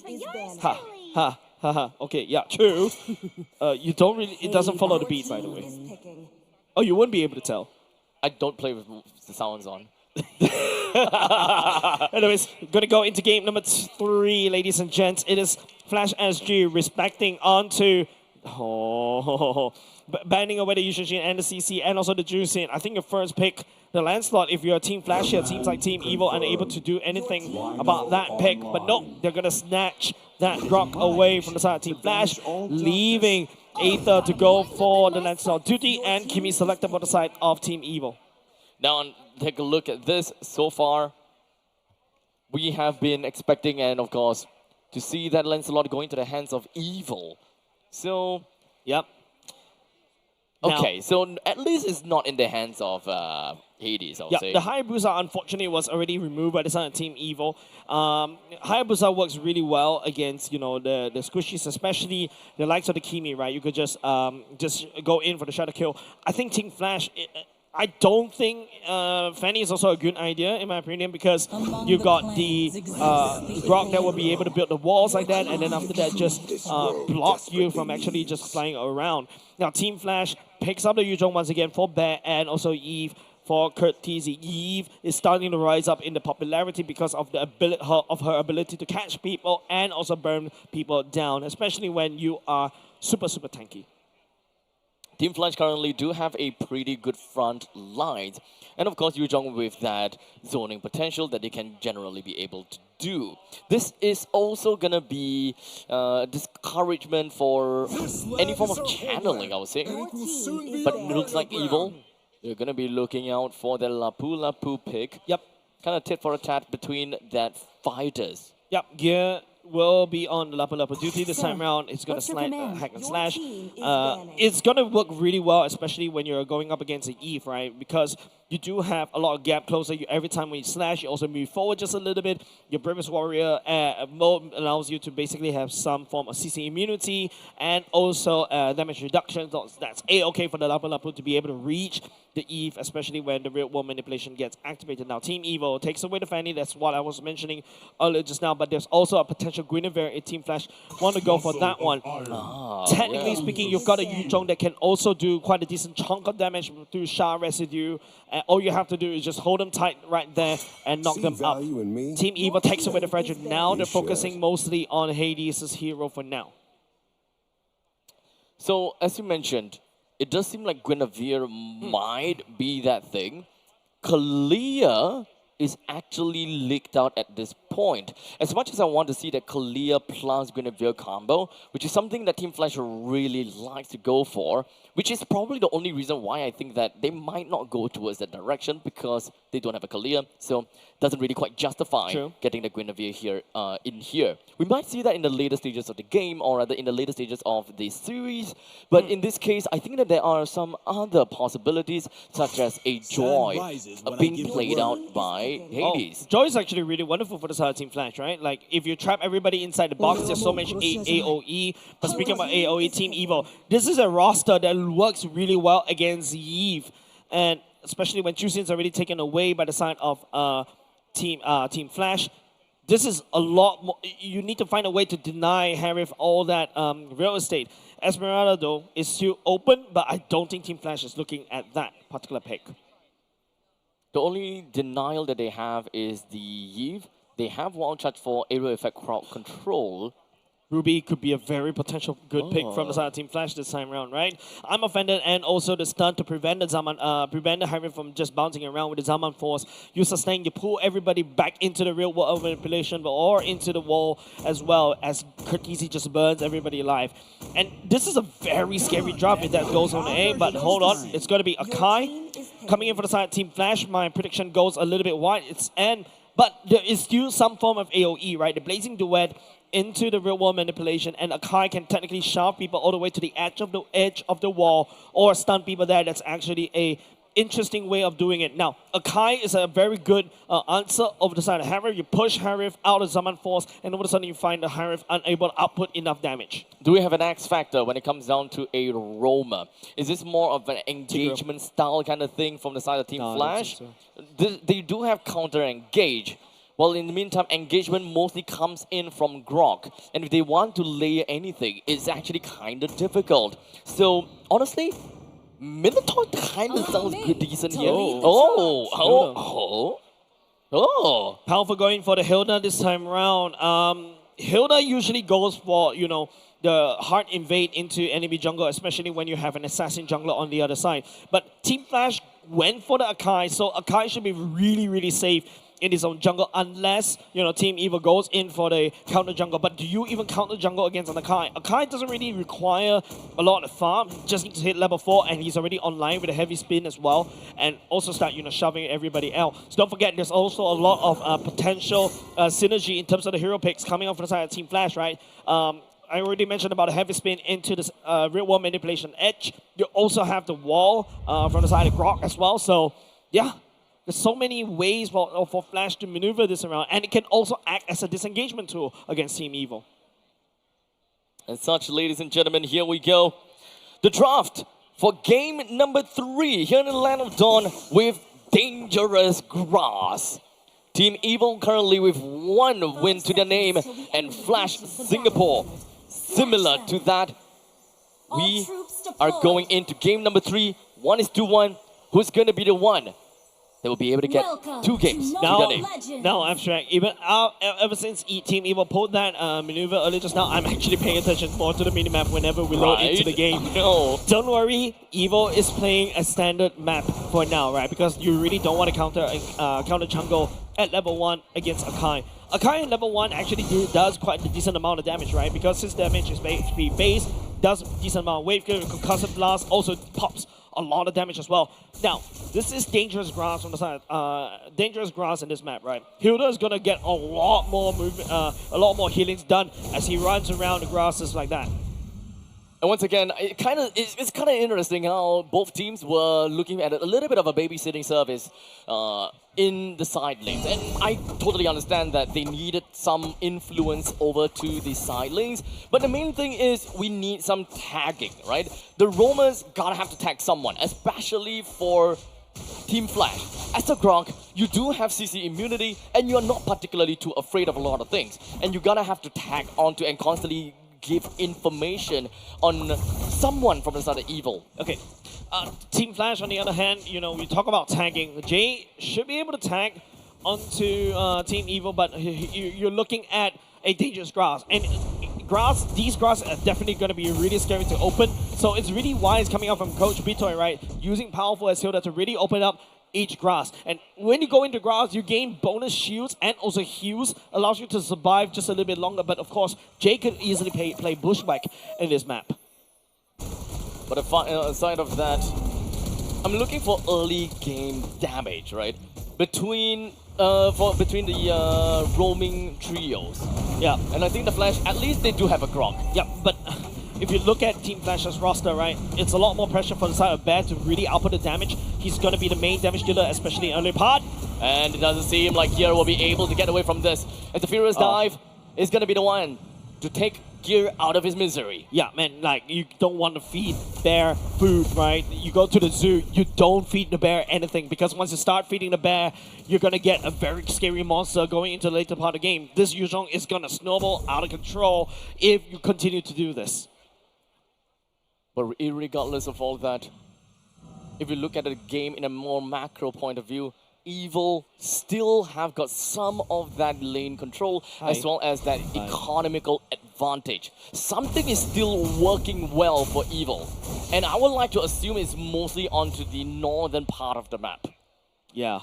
Harif in the early game should be able to triumph against Claude. Claude needs a lot more time as compared to Harif. Once Harif pops level 4, you could just start Ego Challenge against Vanix, right? Vanix, on the other hand, hold on a second. Here might be able to see his second death this time as Hades focus fired onto Gear with that heavy spin. And in the meantime, Vanix finds himself at a low amount of HP. There's a good flicker right into Jay. Or rather, Aether finds himself in the tough spot. There's the RWM that will be popped. Aether wasn't able to get himself away with a Phantom Execution. The only thing left is that Thorned Rose. It will pop to the hands of Curtizi. Aether tried to cosplay Hades right there earlier just now, get caught by the wall by Curtizi. That was a very beautiful BMR into a flicker for the side of Vanix to stay alive right there. And this is the clutch factor that we know and love for the side of Lord Vanix, right? Even though you got 3 members ganking him all the way up top, as long as he's able to stay alive, no, you watch other gold laners in MPL Singapore, they don't really have that clutch factor except for Vanix. Here's a different thing, right? Especially if you're talking about Claude. Claude, yes, is gonna have some difficulty farming in the gold lane, but that is actually a very difficult thing to lose in the lane and die. Because of BMI, you do have a lot of ways, or rather, you can actually run really far away from the first turret. So if anyone were to even proxy right behind you, you can run away, and there's no very long backswings as well. The moment you swap, and you can start running. Like Dragon Form. You can see Aether struggling to go into the Phantom Execution across the wall. But once again, Flash SG takes away the second turtle over the side of Team Evil. Team Evil, there's no answer. There, jumps in on from behind, and Hades locks onto 2! Powerful have no choice but to flicker right out of dodge, and they are hoping that they will be able to return the favor over to Jay. But it doesn't seem like that would be the case, as now they have left Jay and Hades back home. I never felt that the Akai was able to fly like that, right? It feels like his timing on the heavy spin and also his dashes to find these flanks are just impeccable, right? Now, Team Evil losing 4 members over the side of Team Flash already. There's no kills that they're able to achieve so far. Aether, even though he got one of the S+++ tier jungler in this particular patch, is unable to do much because Team Flash, you know, from the get-go, Bear's already picking up 2 kills, Curtizi also picking up 2 kills already, and even though Aether tried to just juke around that, he's not able to do so, and Ven just going to summon force for fun. Oh no, it doesn't seem like he will be able to get up because he don't have Purify. Vanix just baited Ven into overcommitting into that fight. Yeah, and Hades, once again, heavy spin at the right place and the right time. It feels like, you know, he's playing the Panda Like, he's on wheels, he's on rollerblade, he's everywhere. He's at the right place at the right time, and then after that, landing on a heavy spin. Once again, you've already fed back all the way down bot. But however, Team Evil Gear was able to take down bot on main turret. Now, Team Flash is going to focus up top instead. And now Sela flies up to the sky, but he does have got Purified to get himself right out of dodge. They focus some of these powers onto Powerful, but all the less, Flash lost nothing, while Evil, they lost a single Purify off of Sela. Yeah, and not only just that, right? Sela trying to jump over the wall instead back to safety, whereas Powerful decides to go for the engage. A little bit of miscommunication from the side of Team Evil for now. To be fair, they needed to break the distance. Yeah, they do kind of need to break the distance, but I think, you know, Powerful, I feel like he's trying to push Team Flash away, but there's 3 members there. If Team Flash has a bit of a power trip or ego trip, I think they can easily take down Powerful right there on this Hilda. As such, Gear is ready in Ultimate Warrior, the bravest one of all. Powerful doesn't have a lot of HP to work with, but there is going to be a stun from the side of Gear. CC immunity outside of the RWM. Aether picks up the turtle. Powerful is nowhere to be seen as he will not be able to join into the fight. As such, Jay picks up the kill onto Aether, where the fight continues to snowball in favor for the side of Team Flash. As Jay now picks up a double onto Van. The Roamer is now the one that takes kills, while Vanix slays Gear down. Man, Vanix right there goes into the blazing duet in the real manipulation. Easy providing cover with fire for so much. You can see the amount of control, map control that Flash SG was able to secure for himself. Kudos where kudos is done, right? Aether still able to retreat that turtle earlier just now was wonderful, even though he's in the face of danger on that heavy spin. But it is still damage done against Team Evil because they're starting to lose ground. Mid lane, the top lane already cracked open.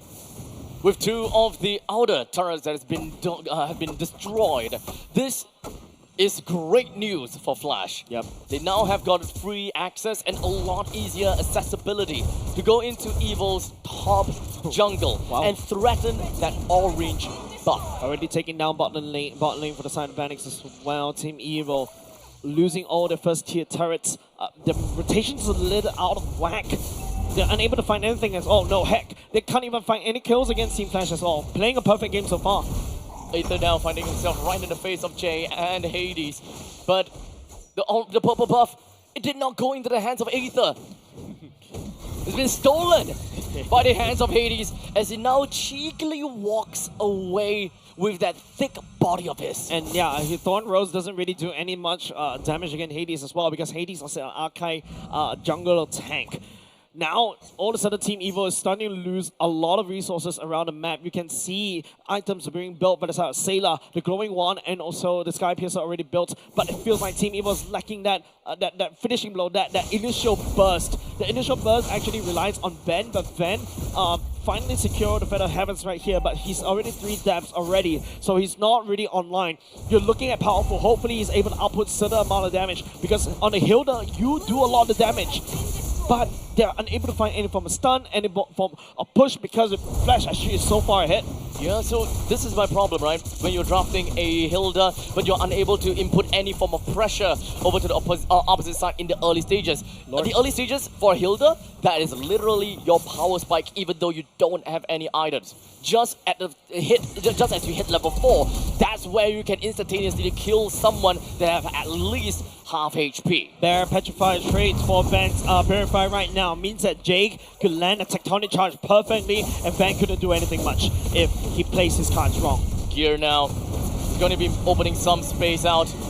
Jay's HP doesn't seem to be very healthy, but the Black Dragon form soars above the sky. Jay tried to look for an opportunity, but it does seem like he used his flicker, did not land a good wall charge, or rather tectonic charge. Hades opens up when it comes down to heavy speed, and the rest of the map is coming from the side of Evil, just going to be flowing themselves right onto Flame Flash. They do have got a Summon Force used down, and they will be zoning away from all of that, allowing Gear to pick up 2 kills, and they have now the priority over the Lord. Finally, 10 minutes in, ladies and gents, Team Evil pick the first 3 kills. 2 creditor over the side of Gear, 1 over the side of Powerful, and they take the Lord as well. And now Team Evil will have a bit of momentum going into their favor for now. With the middle lane, D1 finally being destroyed by the hands of Evil. They're now trying to balance out the playing field in order to really just go in and go out of the jungles as much as possible, right? Yeah. They want to kind of go for an eye, tooth for a tooth, purple buff for a purple buff. Yeah, there's so much standing go for the side of Team Evil, right? This Lord is definitely going to swing the gold lead back into the favors of Team Evil. Gear was angry once again. He was going in and smash, and now as Team Flash was trying to just retreat from all these choke points, Gear just soaking up, just dishing out all this damage, just life absorbing all the way back. They don't really need vent because, you know, Team Evil somehow found a very good opening because Jay committed to that tectonic charge flicker, misses quite a few people, and Flash SG ultimately got punished for that. I really do want to find out if whether Team Flash really do have got the damage as well as the resilience to be able to last throughout the entire team fight and still be able to bring down passive damage over the side of Evil. Yep. Because you're going up against Ven, you're going up against Aether, Sayla. In fact, there's so many things that is available into the mix of Evil that can deal in number to the members of Team Flash. Yep, all of a sudden Team Evil was the one that has the 2k goal lead in the favor, right? Here with that two kills already starting to come online, the Fury Hammer and the War Axe coming in very clutch right there, the Oracle as well. And now you also got Sayla, you know, with the Sky Piercer stacks, unfortunately not being able to build up, but does have the Divine Glaive already. So Flash SG is going to be mincemeat if they stay in the Kimmy damage over and over again. But also another person from the side from Team Evil is that Powerful securing the blade armor just right there. Phoenix was trying to output some damage over the Powerful, but as long as Powerful fights inside these bushes, especially when we're in dangerous grass, Phoenix might as well just be watering the sea by then. Right now, Kimmy, being the alternative win con, also do have the Sky Piercer for himself. It is a situation where it goes either to Sayla or it goes over to Van as the win condition. How are they going to be finishing off Team Flash? As long as Sayla is able to pop off really early, or rather starts to pick up kills after kills, that is the win condition that will be tilted over to the side of Sayla, and that is crazy amount of damage to really make full use of the bruises of this team. Yeah. But for Team Flash, they have to gun at the fact that the Blazing Duet works well in a full team fight setting. That's right. Or, very late stages into the game, a Claude can deal optimal damage just by standing still. Yeah, and that's why Vanix actually went for the Winter Crown as well. They need some form of survivability, but hold on a second, continue play Jay, looking for a target, Phantom Execution. Aether doesn't want to be the main target right there, has to bugger out of there. The Lord spawns at the northwest side of the map, with Evil not having too much control down in the bottom side, but it's okay. Because the main thing is they're looking for neutral objective. Information is not quite given just yet, but Powerful is literally right in the face of Hades with the traction power that will now land. The Black Dragon form appears. Hades doesn't have a lot of HP to work with as he dances away, hoping that he will stay alive. Aether now takes up the Lord. Aether will want to run away with a sliver of health. And Aether, he will do what he can to keep himself alive and to fight back at Flash SG. They're oversending a little bit right there, hopefully trying to make a play out there. Team Evil, on the other hand, they punish back, they bite back. They do have a goal lead in their favor. Team Evil acknowledged and found that Vanix on the other side of the map because he's trying to slow push down bot and try hopefully use that time to join the fight around the Lord Pit. Flash SG botched that timing right there, and now they have to defend against this Lord. With the Lord that will be marching in from the middle lane, preparing to pillage whatever that Flash SG holds dear, especially in their own homes. That 3 inhibitor turret will be standing in the way of the Lord's push into the core and the crystal. What will possibly stop them? Well, that is going to be the entire lineup from Team Flash as they literally collapses themselves right onto the Lord, dealt with them with no questions asked. Chip damage already done for the side of Team Evil. Mid lane looks really shaky as well. You can see, you know, Flash SG literally pouring every single body, every single department to basically defend those minions as well. Team Evil unable to sync it up because Flash SG, technically speaking, fixed the wave down bot as well, and then after that move on. Team Evil, on the other hand, needs to look something else, but they do have 4k gold lead in their pockets. Van should have the necessary items required, but Vanix has a magnificent gun already. He is online. I'm sorry, I take that back. But I would say that Powerful is pretty. Oh, what? Yeah, Magnific Gun does that to you. Just Painful. letting you know. Painful. Yep. Yeah, just auto attacks at this point. Vanix can do quite a number. And this actually is information for Powerful. Just by standing there and receiving some damage from Vanix. It is not like, this is not BM of any sort. This is literally Powerful to just be like, okay, this is the amount of time it takes for him to deal this amount of damage to me.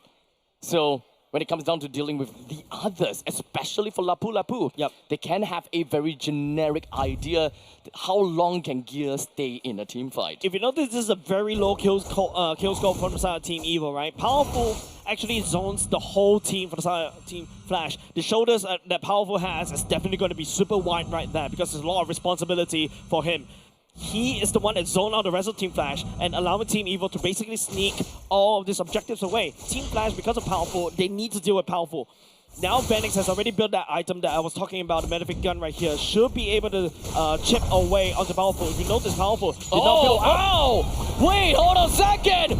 Katizi was so close to death, but in the end of the day, he was still going after the hands of Powerful! And now, the fight erupts with Evil literally in the face of Hades! He's not gonna go down anytime soon just yet, but now Gear is just gonna be timing himself right into the face of Bear! Takes him down! Jay doesn't have a lot to work with! He builds up the barrier, erecting Red off the ground, forcing Evil to stop that fight! Yeah, Jay built up, but hold on a second, that's a bit awkward for him to come the back. Blazing Duel! With Vanix! The text Vanix down! It's 2 for 2 at this point in time. Yeah, now you see me, now you don't. Vanix made a play of his life right there. It would have been impending doom if Team Flash wasn't able to make a play right there. But that blazing duet save and hold down the fort for the side of Flash SG Team Evil. They took some losses right there. Back to the neutral game. The Lord is currently still available. Sailor takes NBT of the Lord. Hades, Vanix, as well as Jay. They're posturing themselves up for this upcoming Lord. They don't have information on Powerful just yet. Now Powerful just gonna be diving himself all the way to the back. While Blazing Duet coming from Vanix will deal damage enough to the Lord. And now the fight will break out into the open. Aether takes a kill down on the Katizi. The rest of Evil, they are now just gonna be puncturing their way through. Almost catching up onto Vanix as he will be able to BMI himself out of the way. The puncture and also the Phantom execution. Man, Evil botched that Lord fight earlier just now. Flash SG, you sending Vanix with the Blazing Duet over there to basically wave clear and also stake away the Lord right here. But Team Evil, they're not done yet. They should be able to blitz this right now. They need our push. The Phantom execution that's gonna be putting himself so close to Vanix. As such, Evil will tally out the score line by claiming the second game of the series. A back and forth, a seesaw once again. A interesting grand finals for the side of MPL Singapore because, you know, Team Flash, they were so strong in the early game, but then once, you know, the later parts of the game, when they start to make some missteps right here, missing that tectonic charge right there, that's when they start to downfall just a little bit more.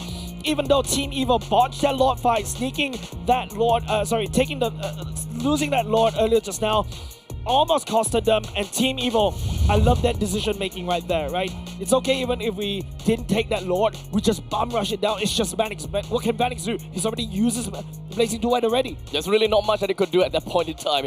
It is a full lineup from the side of Evil, and none of them suffered any consequences in that fight.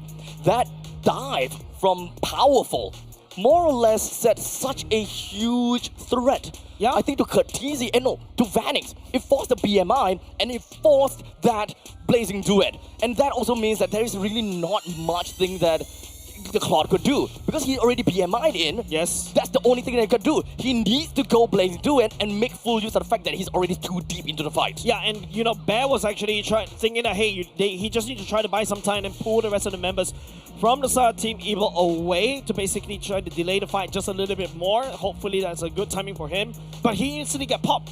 He's instantly getting melted because of so much burst damage from the side of Team Evil already. And don't forget, it is a kill score that's leaning in the favor of Team Flash. And Team Evil literally won by sheer macro, sheer farm, and sheer positioning and how they maneuver around the map earlier just now. Now, I'm not too sure if whether this is just a theory craft. I don't know I don't know what is in the mind of Powerful. But the fact that he only have I think 1 kill in this entire game, doesn't really matter. He hardly used his damage, or rather hardly used his skill and ultimate. And I think that is more. It is not about cowardice. It's not about the fact that he don't have an opportunity. I think that's conditioning. Yeah, I mean, if you are a gold laner, you're conditioned to run away from the Hilda, right? If you're running away, you're not doing damage. The one that's doing damage, though, is the MVP of the game, Sayla, just letting down fire from afar, just melting down anybody that literally threatens. The Akai coming in immediately gets melted down. And also, there's so many choke points, especially when you have dangerous grass going in. It empowers the Hilda to really go forth, stepping forward, and then after that, just zoning 5 members, just one Powerful. Come on, it's just one Powerful. It's just one Powerful. But I think that Team Flash, they definitely have played enough games to know, okay, a Hilda can deal a certain amount of damage to me. But the fact that the entire game you don't receive that much damage from Hilda, I think that at one point in time you would be surprised no matter what, because of the conditioning that Powerful have never applied onto the members of Team Flash. Look, out of a total of 11 kills for the team, he's participated in 7, and I don't know how many of those were actual hits from him or him initiating with those raw damage output. Yeah, I think it's also, you know, Flash SG, they had a solid early game earlier just now. 2 turtles going into the favor, they are able to sneak up 1 Lord, but Team Evil, they persevere. Once Gear also pick up necessary items, Ven also becoming a mad monster, be able to burst down members even inside the real world manipulation. Powerful, just literally running it down, zoning Vanix and the rest of the members from the side of Team Flash. Now, Hades was able to output a lot of damage game number 2 earlier just now, but this time around he's nothing but an Akai. He's nothing but a Panda, right? Bear, on the other hand, he's supposed to be able to just kind of front down and also help to lock in onto Van, onto Sayla by having the Black Dragon form and Furious Dive.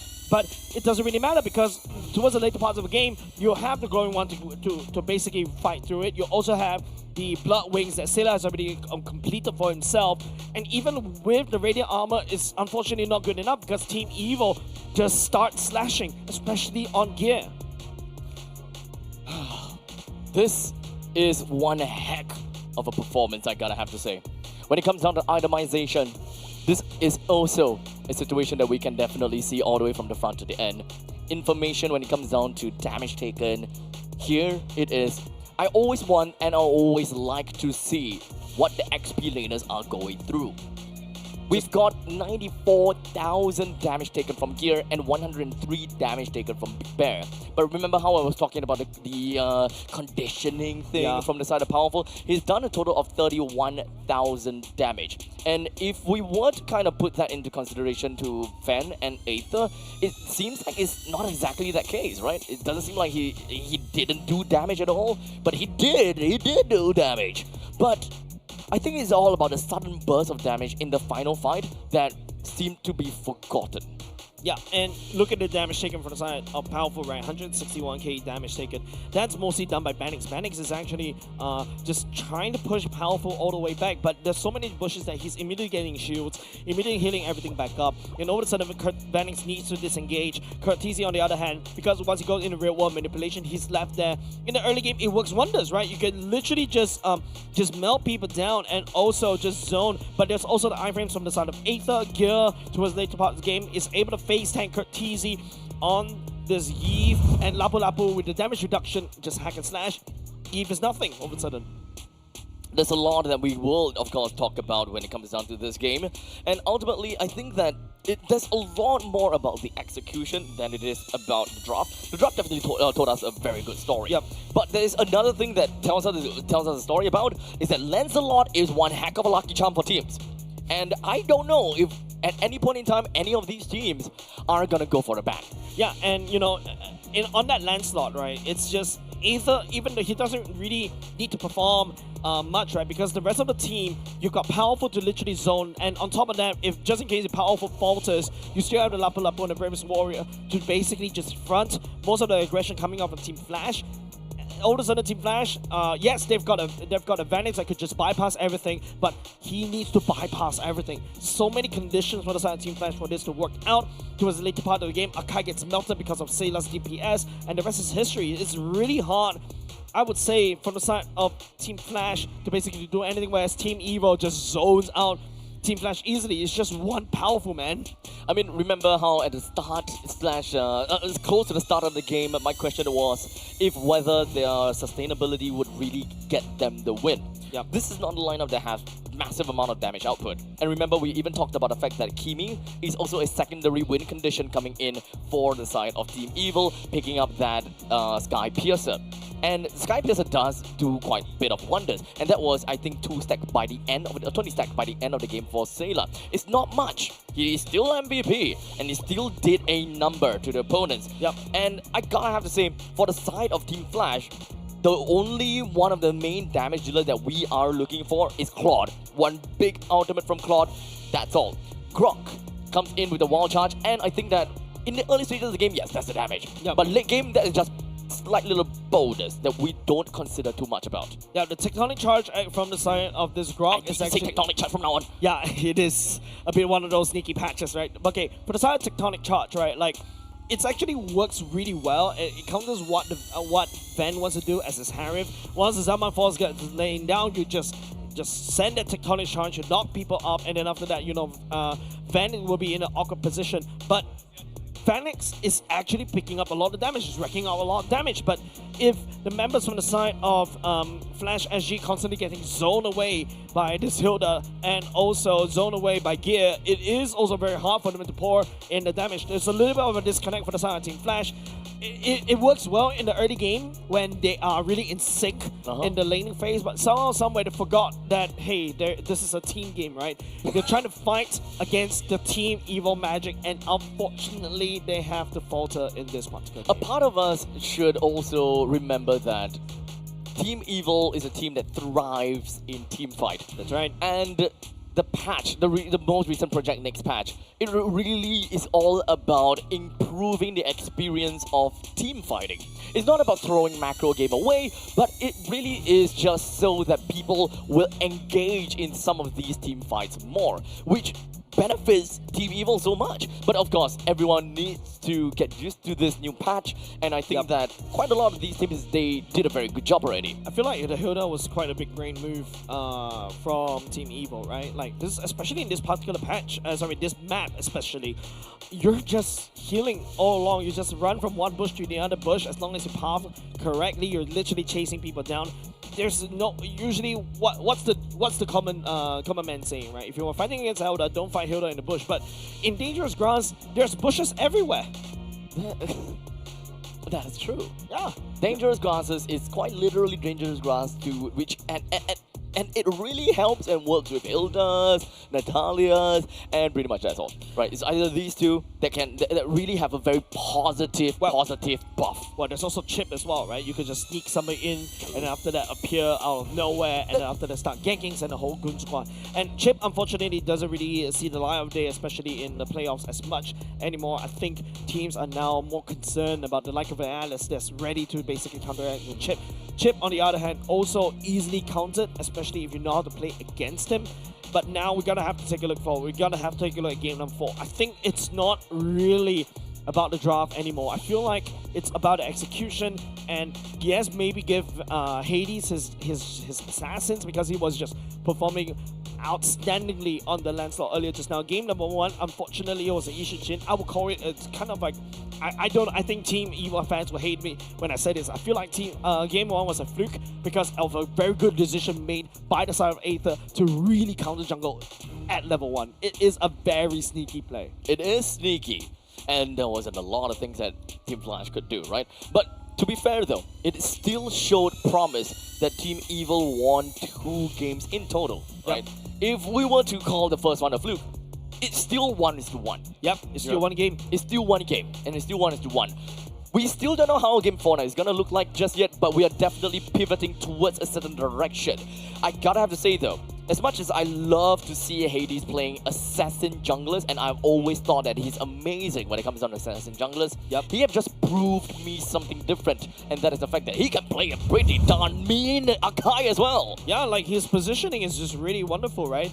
And now it's all about whether Team Flash is able to maintain that kind of momentum. Don't forget, Bear is a momentum-driven player as well, especially Gear. These two players share almost the exact same MO, almost exact same vibe when you play against them or playing with them. On the other hand, if you talk about Powerful on the other side of the aisle, Team Evil, right? Powerful really knows how to come in and also lead the team around so that they're able to maximize their engages and also rotation around the map. As we prepare ourselves for the new lobby, and of course cleaning up the battlefield, Evil versus Team Flash. These two teams have come a long way.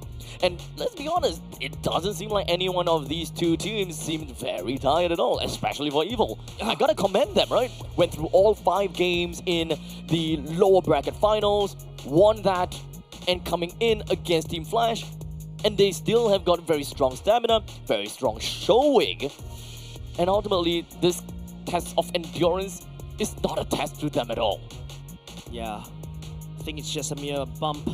Earlier, I feel like they're finally getting into the mojo, they're finally getting into that game phase mood as well, and then they're gonna go on into the next particular map. I think right now it's all about whether they can maintain this momentum, right? Team Evil winning that one game, slowing down Team Flash just a little bit. Team Flash, on the other hand, I think they're still looking on phase when we're just looking at the cameras, and now it's just about Team Evil making sure they have enough fuel in that furnace as they go into game number 4, the 4th map that we have for our grand finals. We're going to go back into Flying Cloud. Okay, back to Flying Clouds. This is a map that Team Flash won in game number 2. Not too sure how big of a difference that would be, and most of the time Flying Clouds is always just quality of life for me. Being able to make your way over to lanes faster, being able to come in with reinforcements after you died a lot faster as well. So generally just increases the pacing of the game the further you are into the opponent's territory. Now, Yishun Shin and also CC gets taken out. It feels like Team Evil first pick. Do they snap pick the Grok? Do they take the Lancelot? There's also a Gato Karja. Yes, they will take the Lancelot. They'll take the Lancelot instead, which means that Flash SG, what are they going to trade? They give away the S++ tier of a jungle over the side of Team Evil. They'll take the Juice in. They'll take the Gato Karja away instead. Is this a good trade? Honestly, the fact that the Lancelot is so comfortable with Aether, I don't care. We need to enable Aether, and we need to give him the best game. Yep, Eve and Grok selected. These are very strong heroes that, Team Evil has selected so far. I'm not a big fan of Juicing, especially in this particular roster against Team Evil, right? You don't really have somebody that can face check, basically need to tank. They try to fight front to back. The Lancelot could easily go into iframe, and when the Eve opens up into the real world manipulation, you're just like immune to CC. Don't forget the Grok can also be immune to CC when he goes big as well. So yeah, need to see how TZ maneuver, especially using this mid laner. They have a decently strong mid lane control. What's your command? They go in with a Fanny. Wow, it's going to be a bit of an ego challenge once again. Fanny coming in, and this time around, the Fanny is going to have to play a little bit. I think it's a little bit awkward for me because now you're using the Fanny against a Grok. Once a Grok wall being built out, all of a sudden that could be a way for you to escape. You cable there, you get face slam. You basically face slam, right? Like so, you don't really hear the Attack on Titan's theme song in your ear. But Coach Bitoy, very rapid pace. Of a banning pool right here, right? Like for both sides of it, actually. The Harry gets taken away, Adamir takes away the Ruby and the Cho, targeting down most of these gold laners. It doesn't seem like there's any ambiguity between, ambiguity for the first 3 picks of both teams. We know very clearly who is going to play what in this game, right? So just now left to the second phase picks, the side lanes. Team Flash will now unfortunately be the one that makes the first decision. Which and how are they going to play first. I think that they are lacking in a little bit of damage department. Yuzhong. Having that in the early game is pretty good. Yuzhong once again coming in for the side of Flash. Baron did a really good job in the early game, but he's unable to transition away over to the late game. Earlier just now, the Claude wasn't able to output the damage that we're looking for, even though it was bridged over to him. But now, with the Fanny, hopefully they have a stronger early game. In the early game, especially in the first turtle fight, Team Flash does have a solid team fight capability, right? You've got a potential Black Dragon form into a cutthroat to assassinate, hopefully. But now there's going to be a Alice from the side Team Evil this time around. Team Flash need to find a way to deal with this one. The Moskov is very understandable. We can kind of see that from a mile away. The moment that you kind of see the Fanny and Fanny plus Van equals to Moskov onto Van. And I think that this is a good direction we are going with a decent amount of power spike in the mid stages of the game and to the late stages of the game. Early game, we have got powerful onto the Grok to kind of help around with the bruising element just so that Aether can get some early game kills. So I'm not too sure whether they're going to play very aggressively or not, but Team Flash, they respond with a very respectable Granger. We are once again back to standard gold lane marksman matchup. Granger in the gold lane. You're going up against an Atlas that could just literally heal up most of her Rhapsodies. You need DPS to deal with him. Yes, you got Juice in to basically try to melt her, hopefully speaking. But I was thinking maybe something else. I would even argue with you, maybe even a carry. It's a lot easier to melt down the Atlas, especially when CC is already taken away by the side of Team Flash themselves. So, gonna go into game number 4 very, very soon. This is a Flying Cloud map. Team Evil coming in for very monster of a roster. You got a real one manipulation right into a Tor, right into a Tectonic Charge. Flash SG on the other hand, they need. The only way they could disengage is perhaps using the God Concha on the AOG. As such, ladies and gentlemen, we are now into game number 4 of this grand finals between Evil and Flash Singapore. Into the land of dawn we go. Will Team Flash be able to tally out the scoreline against Evil? Evil had a very good game earlier just now. They recovered from imminent downfall. Team Flash on the other hand now playing on the back foot in terms of momentum. Hades needs to have a great game, but it seems like Team Evil is ready for this Fanny. The Moscow being picked up, the Grok as well to counter, and there's also the Eve, technically speaking, also does quite well, right? Now all of a sudden you really cannot walk the Fanny out. The Fanny needs to cable out as quickly as possible. Mid lane turret is going to be so important from Flash. If they do get a very good early game and be able to hold out with that T1 turret in the middle lane, it's going to be great for Hades. However, they also always have to keep a lookout for any possible invasions. This is very similar to how that Joy was played by Aether and constantly just bumping into the purple buff. However, the difference here is that Fanny is very and extremely reliant on purple buff, that he will not miss that countdown timer in a heartbeat. Knowing Team Evil, they're definitely going to play the purple buff as if it's a primary objective, right? All of a sudden, your turtle fight doesn't really look like the main thing that Team Evil is looking out for already. Team Flash, I think they need to handshake and be prepared because, knowing Team Evil, they're up to no good. There, just as a sliver of health, Aether was so close with getting those damage to bring Bear down. But a good amount of Shard residue stacks onto Aether actually brings Bear right back to a very healthy HP. Yeah, and the Petrify gone right off the bat. That means that no Petrify for the first turtle fight. Even though you got your Black Dragon form and also you go for your Furious Dive, it is a little bit wonky right now. So it's up to Team Flash to maneuver around this one as Team Evil blitz down the turtle as quickly as possible. Hades will come in with no purple buff at all as it is currently a level 4 early take. Hades missed that timing, allowing Aether to take the turtle down. However, he will now pay for that kill. As such, it is a 1 death score for the side of Evil. I would say this is a good equalizer coming up with Team Flash, right? Yes, it is. You lose the turtle, however, you also take down Aether as well. You give it over to Bear. Bear should be able to make use of that kind of scaling, but we need to focus more on the gold lane, I would feel. Vanix need to make a play or perhaps start getting some form of lead because, you know, Granger, early game lane bully, unable to find anything against Van though. Van, all he has to do is just play a little bit passive, fight for his time, because towards the later part of the game, he's just gonna start shredding against Team Flash. Such, we do have a little bit of a bump in from the side of Evil, literally right in the middle lane.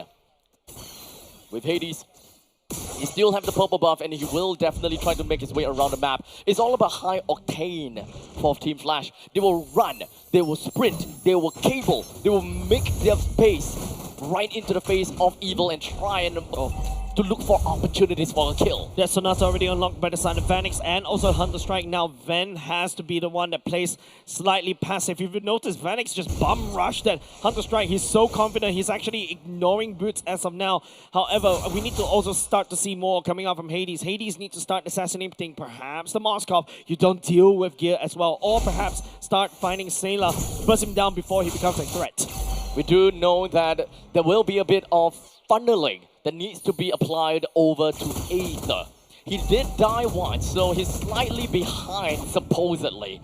But that's not the case. Aether is currently at level 7, and Hades is on his way to level 7, but he has to wait for the purple buff to appear. Yep. So Team Flash, they need to play around this turtle, and they really need to dance around to extend this as much as possible. The best part about this turtle is that it's not spawning on the EXP side, it's actually spawning on the stronger side for the side of Team Flash, alright?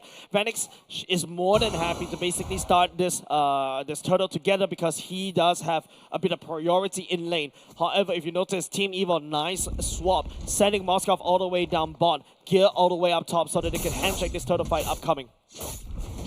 With 4 members from the side of Team Flash now huddling themselves together right here on the turtle. If we were to include the gold laner of Team Flash itself, that will be 5. Jay now pushes himself right into the face of Evil and of course trying to take away the purple buff or perhaps just a little bit of a bump. But that's not going to be anything for Evil. In fact, they're not even going to be partaking in that turtle fight. Yeah, and if you notice, the Black Dragon from the side there to open up as much. Ooh, that's a decent chunk of damage, but that's a roamer. He used up almost all of his energy, and that's only half HP off of the ground. Yep. So now, like what I mentioned, a lot more focus from the side of Flash should be onto this gear, onto this Alice. TOR already committed to wave clear as quickly as possible. Hades is time out. Oh, that's gonna be the wall charging right in the face of Hades! Wild Bear hoping to go back in, but unfortunately the Furious Dive is a little bit delayed. Yeah, giving 1 kill over to Ven. Ven should be able to escalate, and that's the reason why you go for the Moskov when you fight against a Fanny. Team Flash, on the other hand, unable to take down topside turret as well, and now another wall being built. It's now petrified. Furious Dive onto Van. The Shara has to do built up. Is it enough? It's not! It's not enough. That's actually a little bit of a sad news for the side of Bear. The wall and the powerful wall and also Van's Spear of Misery is just giving so much misery over the side of Team Flash. Item check right here. Yes, Hades has already secured. His blades have a seize right here. But if you notice Team Evo, they've already Aether has already got a War Axe, whereas the Sailor is working towards the glowing one as well. Cortese is taking a bit of a long route, securing the gem first before going into his own glowing one. The thing is, for Fanny will only start to grow exponentially the moment that he gets 2, 3 items, as he's able to zoom across the map like no tomorrow, right? Clearing out lanes after lanes after lanes. But they also have to identify that positioning, the gold priority. It gotta have to go to Vanix as a position 1. But for now, in the early stages, I think that most of these farms still gotta have to go to Hades, and they need to respect that. Decent damage already from the side of Aether. Bear picking up bot lane and top lane traded between these 2 teams. With the turtle now just spawned, this might be the contest that we are looking for. And this is going to be RWM coming in from the side of Sailor. They want to box everyone else away from the side of Team Flash while Hades comes in from behind. He tries to get the turtle down, but unfortunately wasn't able to do that. As such, it will be Gear that picks up the kill. And now Bear rushes right in. The AOG comes in, but they are not going to be able to get anything out of that fight. The TOR goes in, literally locks everybody down for the side of Flash. Vanix as well, stuck in a very awkward position. Powerful right there. Good choice coming out for them to basically slow down the tectonic charge. Doesn't want to land on Vanix because the main focus right there from the side Team Evil is to take down the turtle. And now with 2 turtle in their pockets, Aether is slightly ahead in terms of EXP. It's more than enough. You put Hades back into a backseat position. They've done the mission. We're back onto neutral game, where both teams, they will kind of stand back a little bit and try to identify where they are on the map and where the opponents are. Now the problem when it comes down to Evil is that the gold lane T1 turret is already gone. And is it worth it for Moskov to move on and kind of go for a lane swap down to the bottom lane where he will be able to farm in peace? Is that something they're trying to go for, or do they want to bump in and try to go for the split push just so that they can bring down the T1 turret, which is technically something that Moskov wants to do. Cross-map plays. But don't forget, Fanny can also do his... Oh, that's the wall I was talking about! That's the wall that we're talking about! And now the SOD is going to be landing, and such will be helping Fan run away! Yeah. So this is actually pretty good for the side of Evil, while now Flash finding themselves in a little bit of a tough spot. Gear is literally going to be the vanguard of the team. Man, that's exactly why it's a really tough game for the side of Fanny. If Hades will be able to pull off this Fanny game, that's amazing because 2 heroes are literally stacked against her. You've got the Moskov, you've also got the Grok. That wall literally block anything that Hades want to do as well. Vanix, on the other hand, wasn't able to join the fight earlier just now, but because Van is just ready to pounce right there, picking up another kill, allowing him to get the necessary item. Vanix, on the other hand, unable to find kills because, and also, that means that he's not able to get any form of Sky Piercer stacks. We know that having a Moskov is essentially a hard counter to the Fanny because it just pins to the wall and Fanny loves the walls. While in the meantime, Powerful as a Grog is more of a soft counter to the side of Fanny.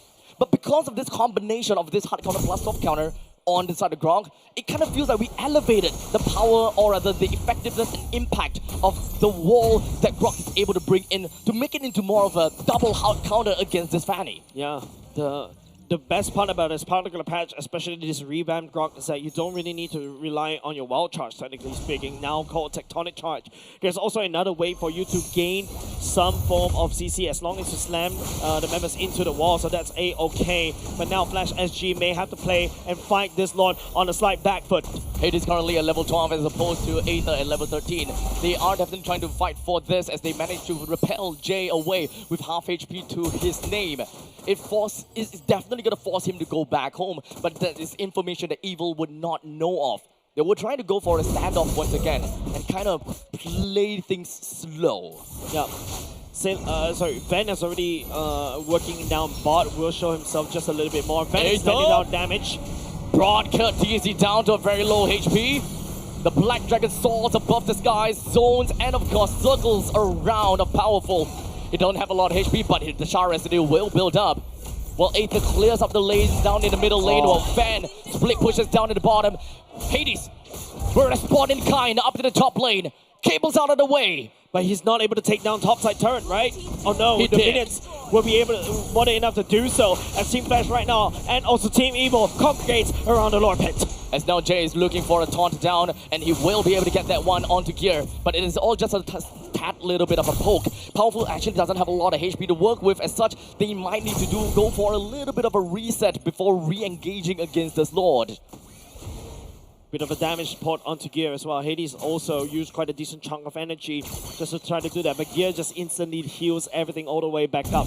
Now it's time for Hades to go back to take his own purple buff as well. If you notice how Hades has been building this particular Fanny, right? Not a lot of defensive items. Usually you expect maybe a brute force breastplate or maybe even a dreadnought armor, especially when you're going up against something like a Lancelot, right? Skill-based damage is something that you really want to minimize. But now Team Evil, solid control around Lord Pit, up to Team Flash to do something. We have to remember that execution is actually very important because of Flying Clouds. And speaking of Flying Cloud, Jay will be coming in. Aether takes the Lord down. Everyone is just going to be fighting right inside of CR as well as RWM. We do an SOD. Just in. Void. Van doing what he can. Slamming on the misery and spears right into Jay. Super califragilisticexpialidocious. Finally, I got it out of my head.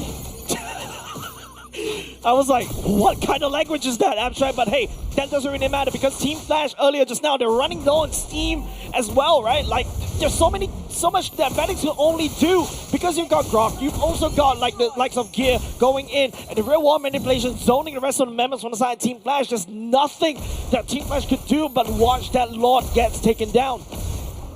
Now the T1 turret in the middle lane will be taken down with the Lord that will be marching in from the bottom lane. We are almost looking at an entire outer lanes for Team Flash SG to be taken down, but there is still that one in the center. That is the T2. Yeah, now the Lord marching up against Team Flash. Gear on this TOR is just, man, it's a massive madness right there. Oh.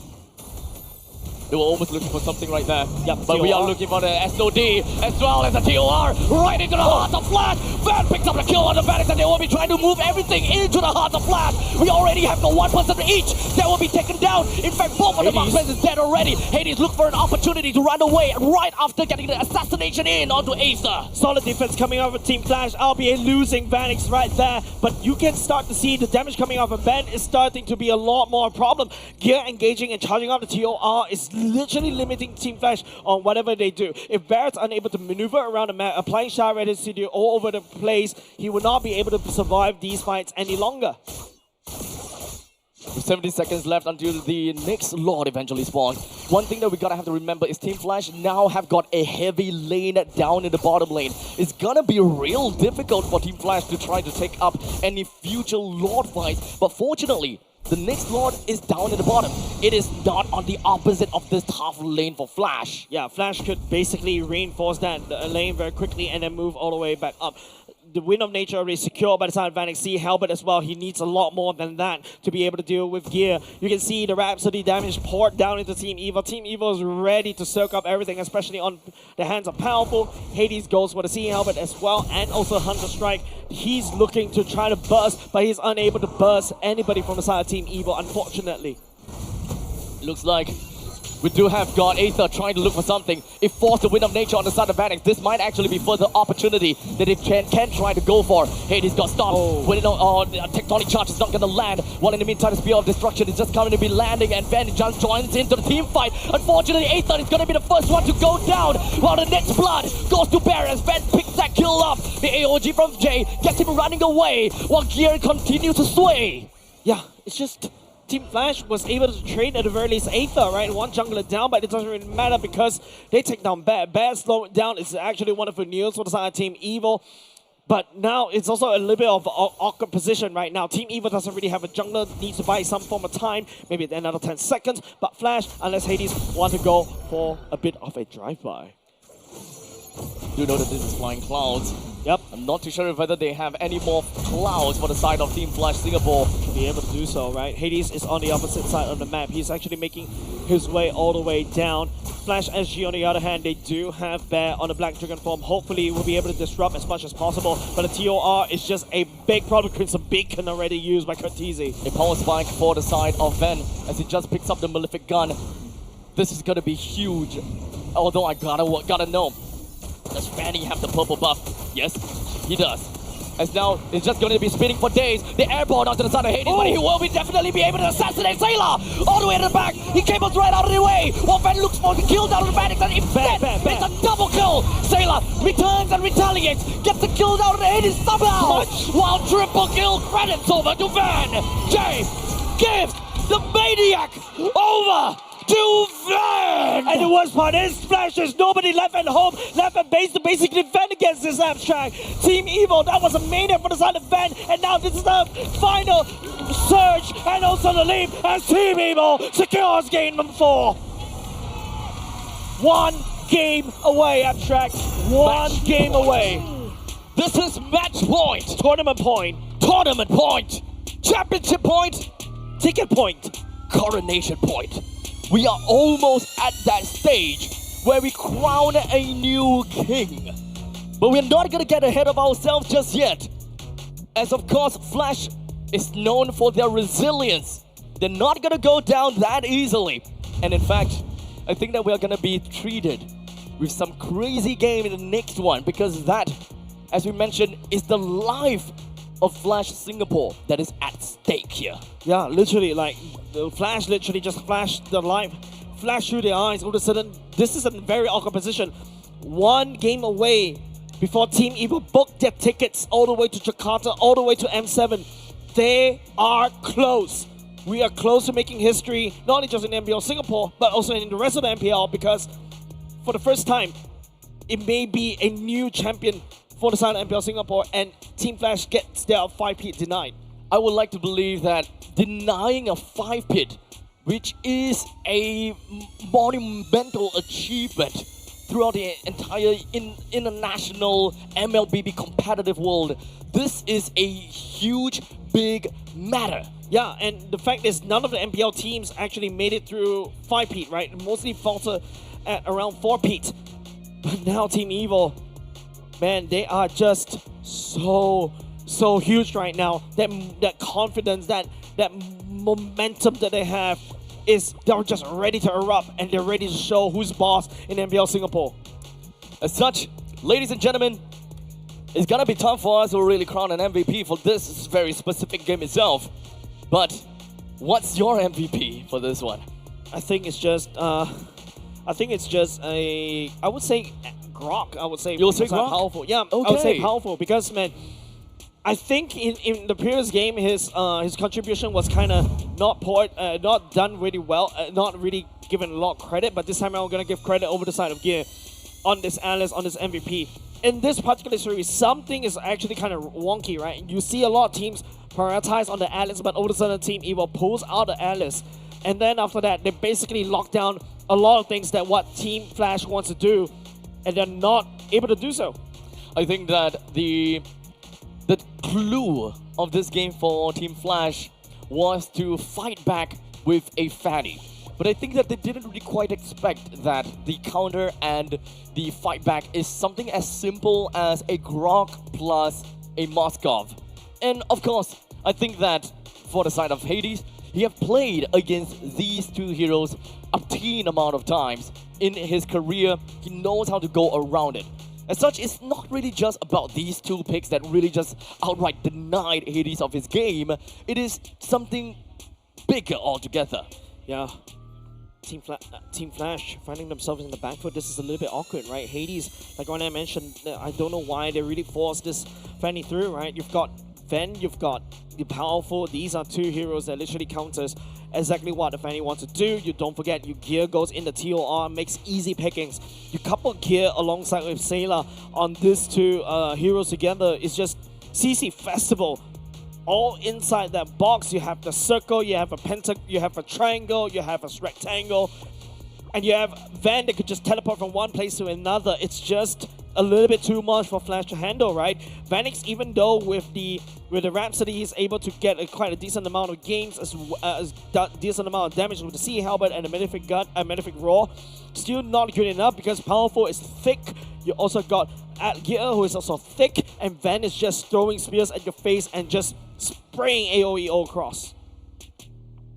Ultimately, the one that really clenched out the game, or rather, what really solidified the game, gotta have to be a big power spike from the side of Ven, right? Having the Malefic Gun with the enhanced reach the opponents, especially since we saw Aether going down pretty darn early in that previous team fight.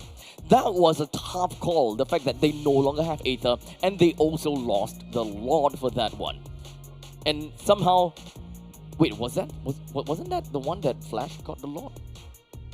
Well, or maybe I'm having a little bit of a brain fart. No, Flash did not even get a Lord. If you take a look, look, they didn't get the Lord at all. Team Evil doesn't really need a last Lord, right? That last Lord, they just ran it down in the middle lane right after getting those wins. Yeah, that last Lord was just an excuse to be able to take down Flash SG. Van was so huge earlier just now, picking up a Maniac for the side of Team Evil as well, just literally throwing spears one after another against Flash SG.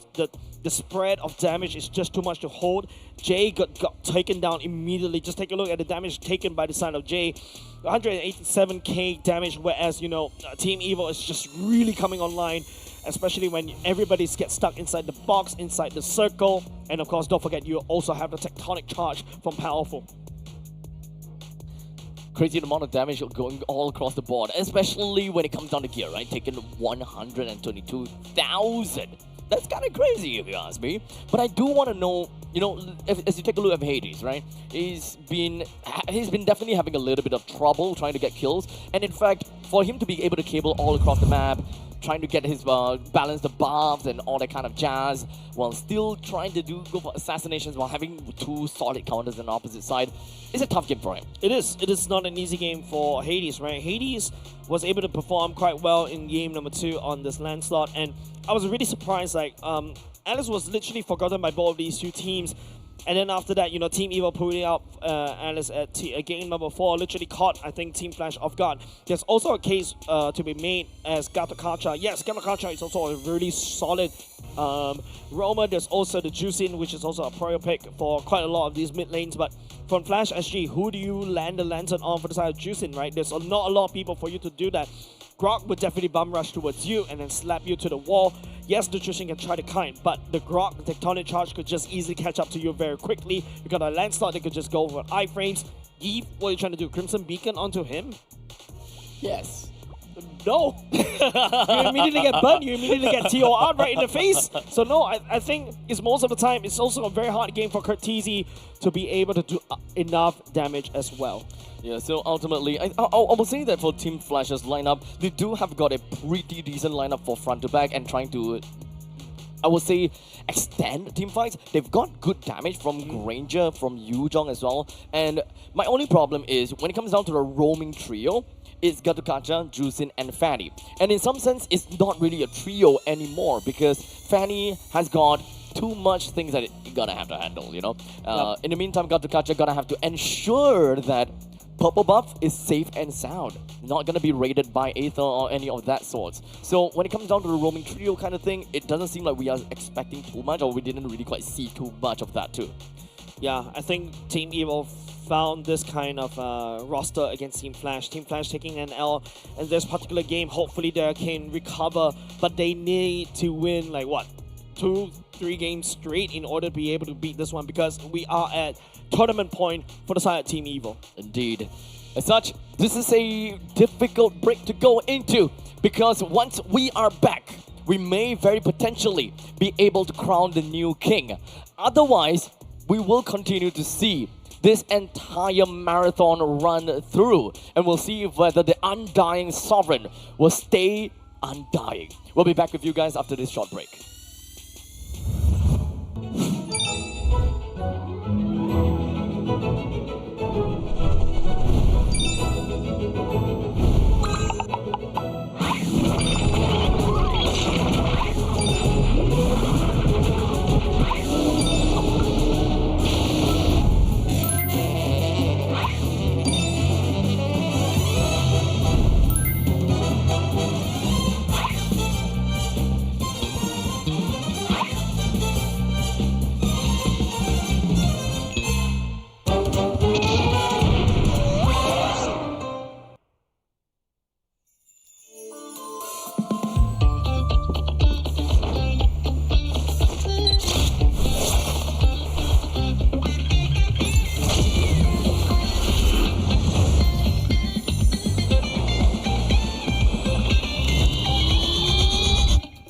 To Double 11.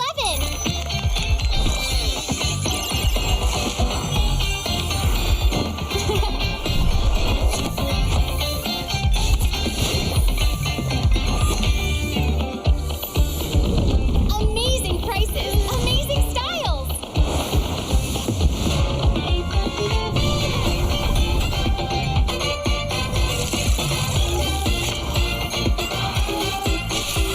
Win big in Mega Draw.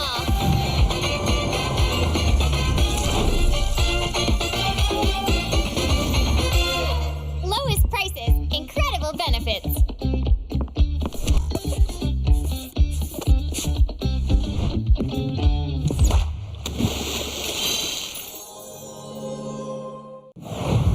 Welcome to MCGG Rising Stars.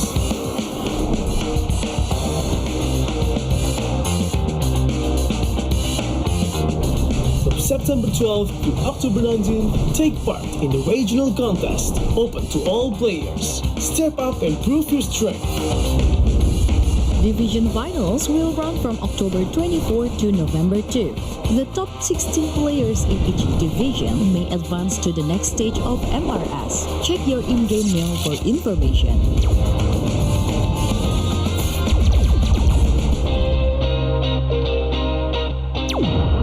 The S3 Finals group stage kicks off from November 8 to November 9. The top 6 players from each group will qualify for the S3 Finals semi-finals.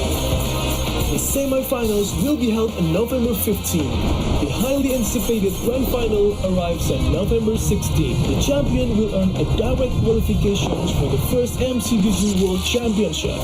The battle is on and the world is watching.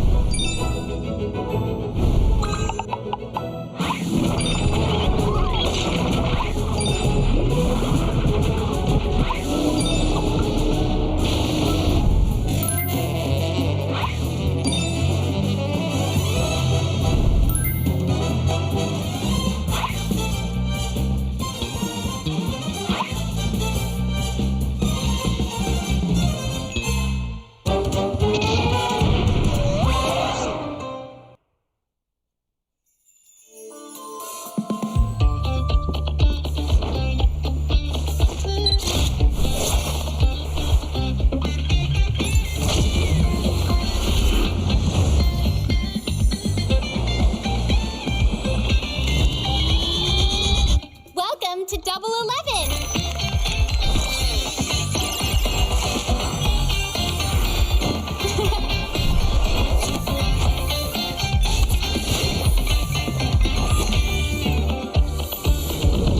Amazing prices, amazing styles.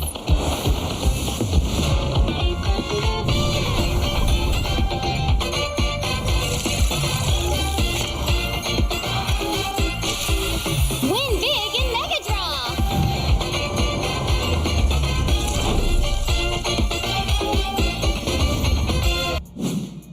All right, ladies and gentlemen, we are going back over to match point, tournament point, and what other point there is again?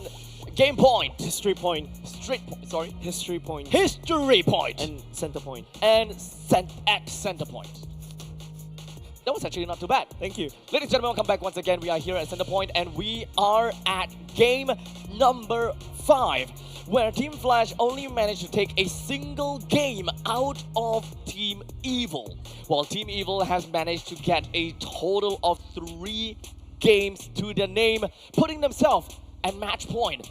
One more win, and they will usurp this undying sovereign. Yeah, literally denying the 5-peat dream coming out from Team Flash, right? Also denying the fact that until this day in MPL history, none of the teams had a 5-peat win, especially in MPL, in their respective MPL, because, you know, Team Evil, you know, the rising stars, the rising community heroes from the side of MPL Singapore, hailing all the way since Season 3 as well.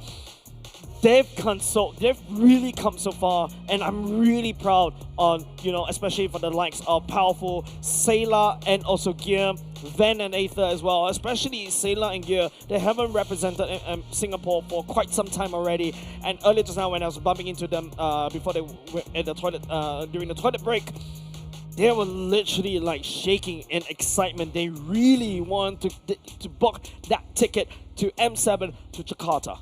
Everyone is extremely hungry at this point in time, and Evil, they are at arm's reach to this ticket. They were at arm's reach to Jakarta. The manager's ready to book their ticket. And don't forget, Team Flash, a solid organization that's really have a solid backing. A rich background. Yeah, but at the same time, Team Evil, they're rich in history. The fans are also here to try to cheer them on as well. And also, you know, hailing from community, they really started from zero and they are finally here. A literal Singaporean dream right there. When it comes down to Flash Singapore, they literally made gamers or turned gamers into heroes. With, of course, a 4-win streak. They were everyone's heroes, alright? With representations for Singapore over the few years.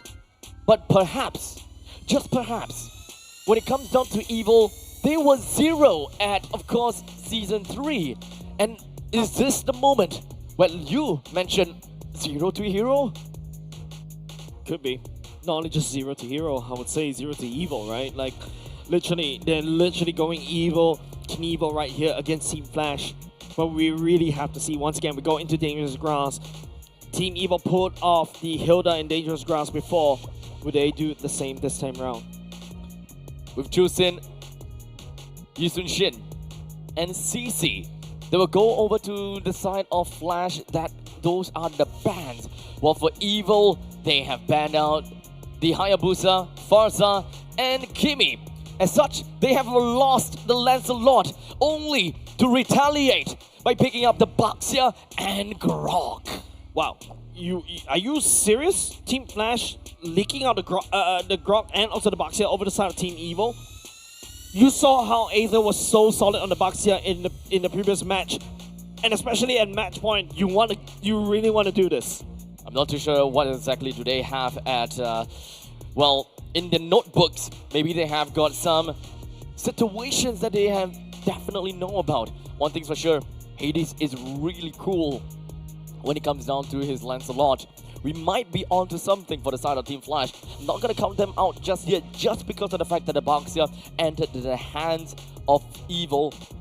There must be a little bit more out of this. Yep, a bit of a history lesson as well.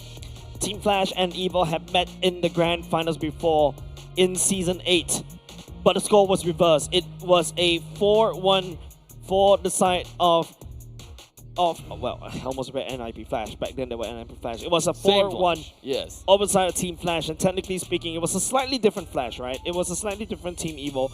However, this time around, this feels like a peak form of Team Evil. They cannot lose their focus right now, Abstract.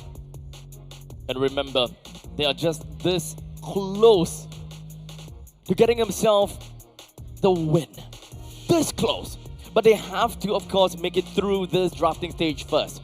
And you know what they say, the drafting stage is always going to be the first battle between the coaches, which will spell it for the players that enters into the battlefield. Yeah, okay, this time around, at the very least, from the side of Team Flash, I like what they picked up so far, right? The Lancelot going back into the hands of Hades as well. He's played really well in game number 2 earlier just now. Harif, on the other hand, the Zawan Falls laying down in the real world manipulation. All of a sudden, yes, it is, you're not really vulnerable to the real world manipulation as you just zap around and output the damage. But once again, Team Evil, I think they really have to play a very fast-paced game alongside with this Baxia, right? Gotta catch up on the side of Team Flash once again, but also a lot more focus on Bear, in my opinion. What kind are they gonna feel the Yuzhong once again? Maybe this time around, yes, if you're going up against a Sailor's Yi, but take a look at the ban. Valentina, the Lunox getting banned out. Once again, Farsight as well. Team Flash literally starving out in terms of their mid lane pool. Right now, there is not a lot of shred options from the side of Team Flash. Now that the Lunox is gone, the CC is gone as well, there might be a possibility that Evil is trying to force Flash into playing an X-Bog XP, given the fact that they have very tanky front lines from the Grok and the Baxia. Xbox is really good, I would say. Unless they steal it themselves. Yeah, Last Insanity, you also burn the Baxia, you also burn the Grok. Last Insanity to also force the real world manipulation off. Moscow will get taken out by the side of Team Flash. So now the ball is on the court of Evil.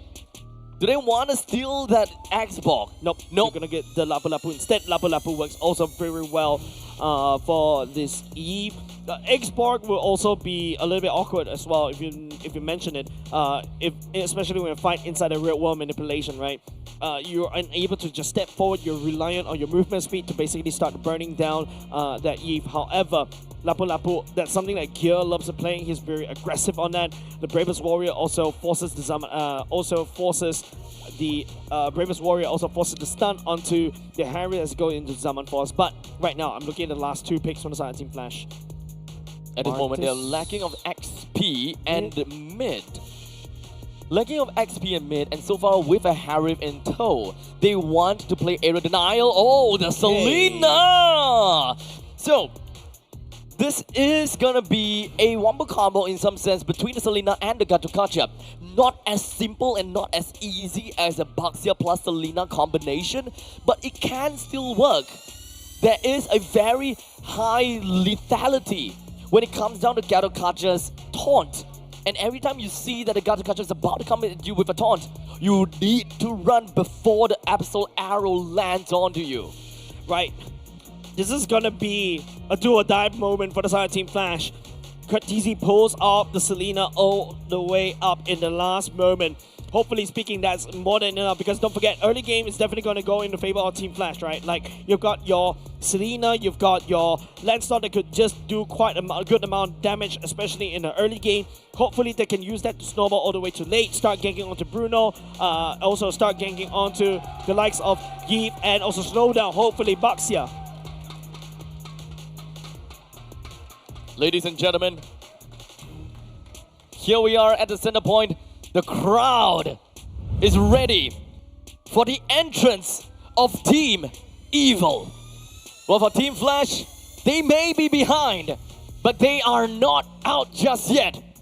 As such, we are gonna go in straight into the land of dawn. Ladies and gentlemen, bear witness to the possible champions from the side of Team Evil, while Flash defends the throne. They really have to pull all the stops right here, Abstract. They're literally balancing on the wire, dancing on a surgical knife. One false move. If you botch the early game, it is going to be over. We've seen this before for the side of Team Flash. Team Evil, on the other hand, like what I mentioned, the Baxia pick from the side, Team Evil is going to help them out in the early game, and I want to see more. Kurtizi is going to start off taking quite a bit of damage already from the side of the mid lane. Right off the bat, we're looking at the lane priorities. And of course, whenever you look at the Grok Plaza Yeep, you always know that the wave clear will be crazy. But look at Kurtizi. Oh, he's just shoved right inside of his middle lane.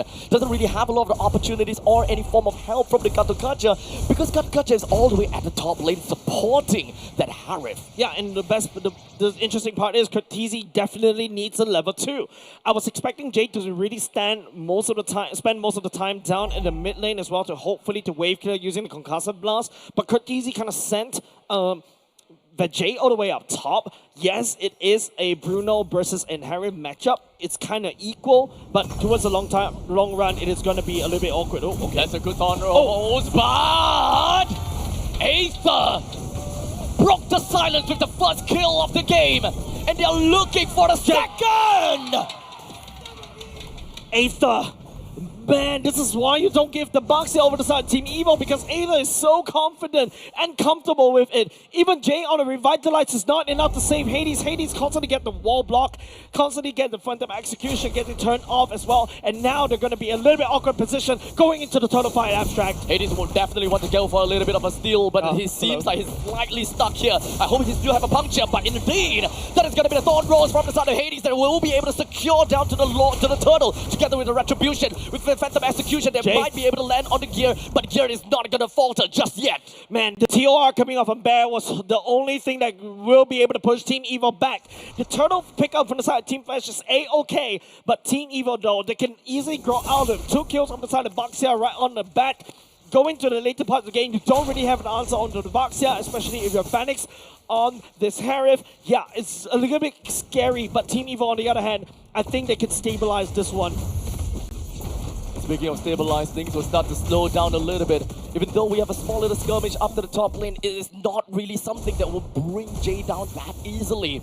We have got Evil that is really just creating a diagonal space between them and Flash by trying to take a little bit more control off of the river lines. Yep, Bear going directly into the Oracle, skipping the Molten Core, but Gears worked on his Fury Hammer already, should be going into some form of magic resist. If you take a look from the side of Van, also first item is that Heart's Claws. Heart's Claws versus what Vanix needs to secure for himself. He needs at least the Feather of Heavens and a Stylium Scythe. These are very expensive items compared to Heart's Claws because Van would just escalate out of control.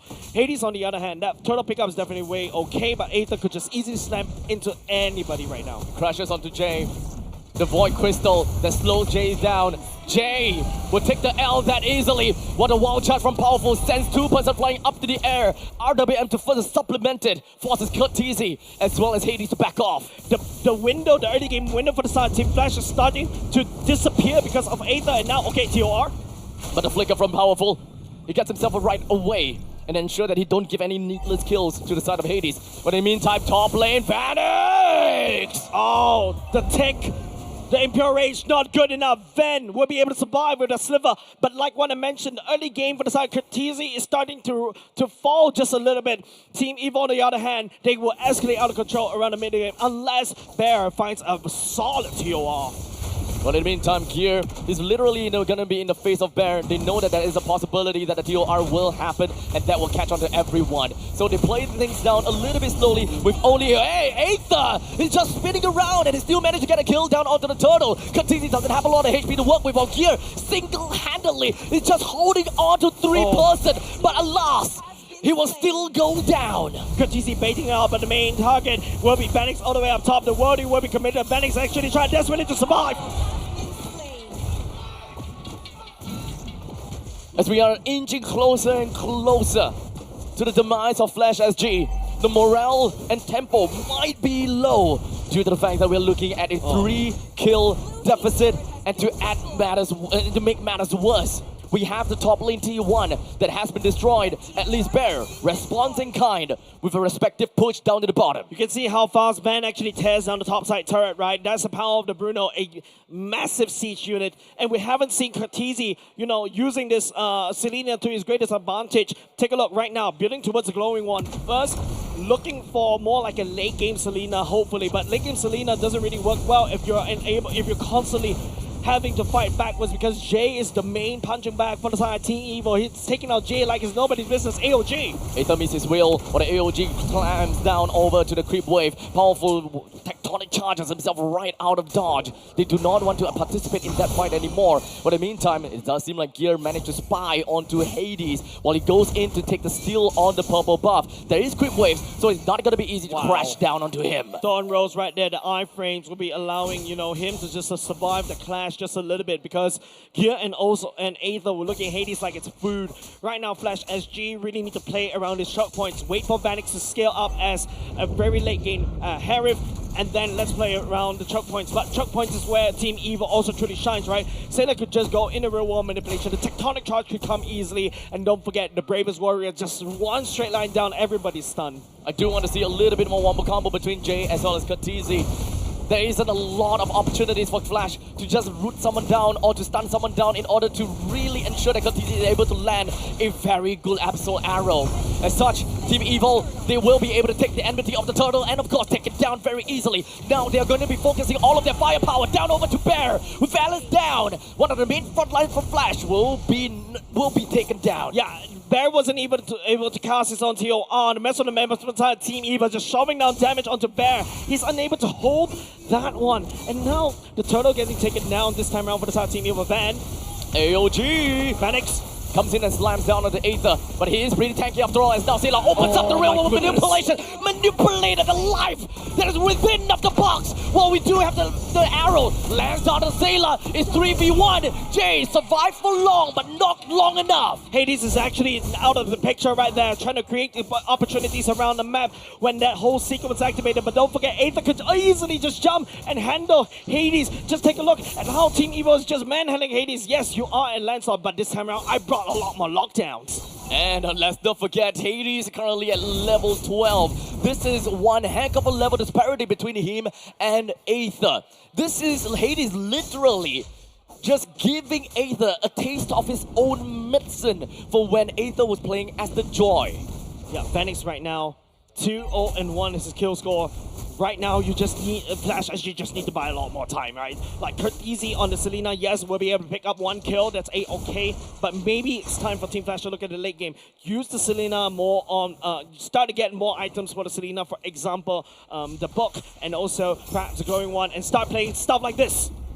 Immediately, just gonna be Jay coming in from the back, while in the meantime, the TOR is just gonna be preparing itself right down into the people within of RWM. Sela hopes to get away, only for Hades to pick up a double. All 5 members of the side of Flash will now be knocking onto the T1 turret in the middle lane, and Evil only with Aether and Powerful to do something about this. Beautiful TOR coming out from Bear, Abstract, and also Curtizi. That stun right there, slowing down the tempo. Really just messing up the wombo combos coming up. Team Evil. Phoenix outputting the damage from behind. That's absolutely wonderful and exactly what Flash needs. And now as Team Evil takes a back foot just a little bit, there's a bit of fighting chance for Team Flash. Evil, as they slowly make their way back into the middle lane, they once again will lose that purple buff. They're slowly starting to lose these landmass. And they're also starting to lose some of these free gold that are scattered all over the Land of Dawn. The moment that they start to lose even more of these standing objective, the worse the situation it would be for Evil. Twilight Armor being secured by the side of Team Flash already, especially in Bear. The book, these are 2 core items for the side of Selena.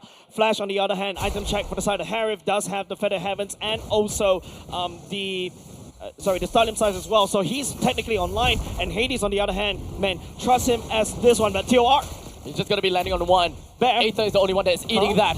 While Bear engaged into nothingness. And got one only, so he's just gonna suffer that fate. But Jay somehow, he got caught.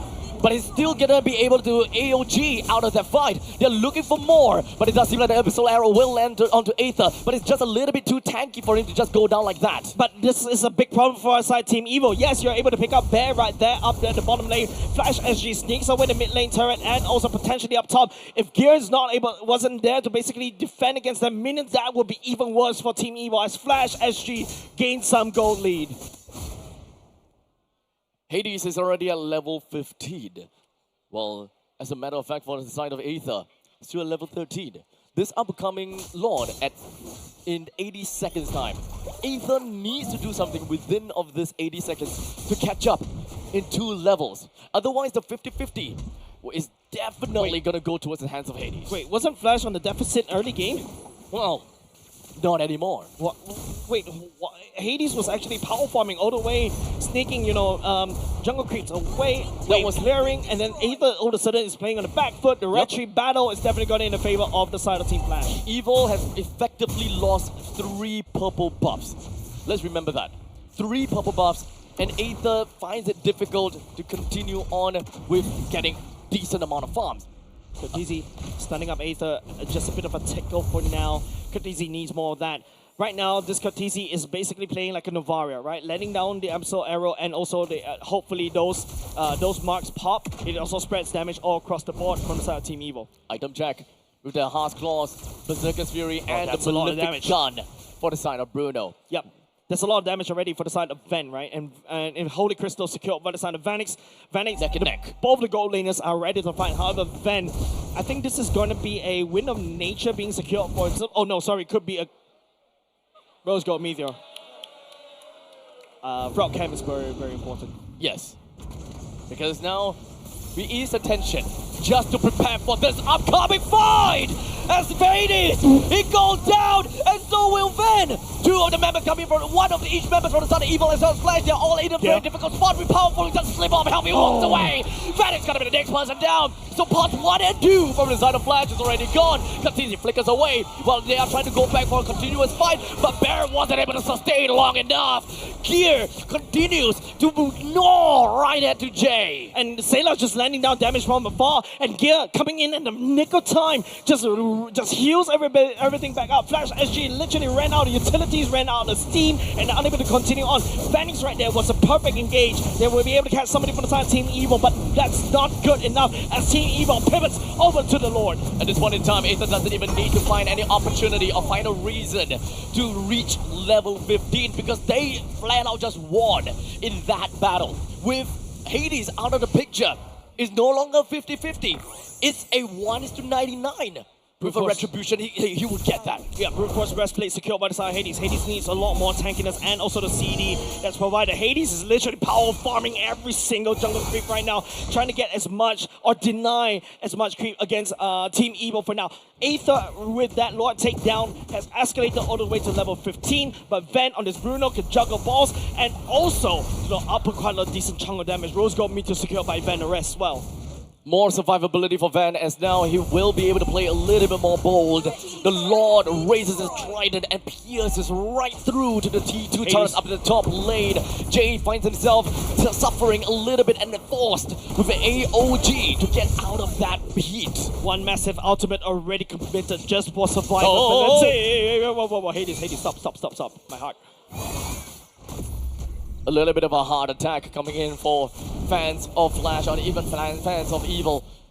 That could quite literally go anywhere. Yeah, Hades is like playing like the you go into the scary, scary house and then there's this jump haunted scare. house. Yeah, haunted house, and he's literally jump scare. All of a sudden a random Hades right there, Thorn Rose, and then all of a sudden Phantom Execution. You're immediately getting assassinated. Jay right around trying to find an opportunity. TORS2 encapsulates everyone within the RWM. Gear joins in the fight shortly after. It does have a little bit of CC immunity. One in the meantime, it's going to be 3 buttons coming in from the side of Flash. That's already been taken down. Flash winning steam. The last member remaining from the side of Team Flash. 20 seconds on the clock, ladies and gents. Team Flash, they need to use as much support as well. Team Evil, they're gonna blitz through this abstract. They will blitz. However, then again, the undying sovereign will finally lose its crown. Ladies and gentlemen, history has been made. The community hero since season 3, and they rose all the way, becoming the champions of MPL Singapore. The lifelong dream of Evil as they fight for championship since season 3 has finally been realized. They crack and pull Team Flash apart. They broke history. Finally, we welcome a brand new challenger in MPL Singapore. Congratulations over to Team Evil as they rose to become a titan of MPL Singapore. The usurpers are now your new kings. Singapore, they are your M7 representative! The lifelong dream of Powerful. Alongside his original teammates, I believe they're also cheering for wherever they are. They've worked so hard. Powerful. My goodness me, this kid has grown so much. Season 3, we're laughing him like a joke of a jungler, but now he's here. He is the roamer that led Team Evil, the anchor of Team Evil. Remember, we started this regular season with saying that this is Team Evil season, and this is it. A Cinderella of a story abstract from the lower brackets, defeating Team Flash. An uphill climb. They've went through it all. Meta changes. Changes in roster. Playstyle changes. And finally, they conquered it all. And they took the chance here in Season 10. Crowned themselves champion, and now within arm's reach of the trophy. Man, that must have been super proud. I'm super proud of this team. Shout out to Riz. If you remember, shout out to Riz as well. He's been cheering on this team since season 3 as well. One of our casters. Man, what a beautiful season 10 abstract. We have to also remember when it comes down to the history of Evil. There were many changes when it comes down to the roster. Powerful has been in the roster for the longest time ever. Season 3. Piloting as the team leader, the jungler, then the roamer, the team captain, everything, the coach. And then we have Gear as well as Sailor. that join in to this team with the same kind of hopes, especially when it comes down to Zayla. He's been sticking with Powerful ever since his days of prime were thought to be over. Yeah, the power of friendship also coming in for the side of Zayla and also Gear, right? I'm so proud of these boys. Man, amazing games, amazing series as well. Team Flash, unfortunately, faltering right there. Team Evo is gonna be the main devil right here. I gotta have to say, as much as possible, we will want to hail our new champions. We gotta have to give this time also to say thank you to Team Flash. It is a rough time for them to not be able to continue to the 5-beat. Ladies and gentlemen, we gotta have to give a huge thank you and of course a round of applause to Team Flash for their great showing going up against Evil. Man, just gonna do a bit of fist bump. A very well fought there for the side of Team Flash as well. Of course, Team Evo, like what I mentioned, the Cinderella story coming in to fruition. Fairy Godmother, look at them, smiled, gave the blessing as well, as the Team Evo should be making their way to pick up the trophy very soon. But before that, huge shout out over to Team Flash as they make the final bow, as they bow out from MPL Singapore for now. They will not be going to M7.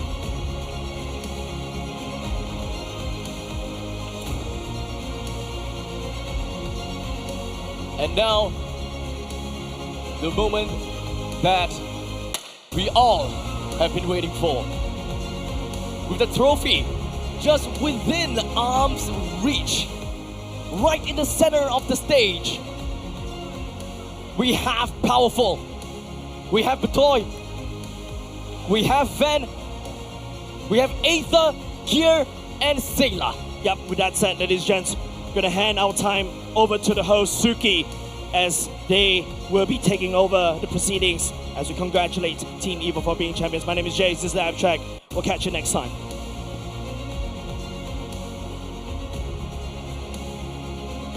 Oh, all right, ladies and gentlemen, just one moment before we get too excited. First, we got to present the IT check over to the winning team.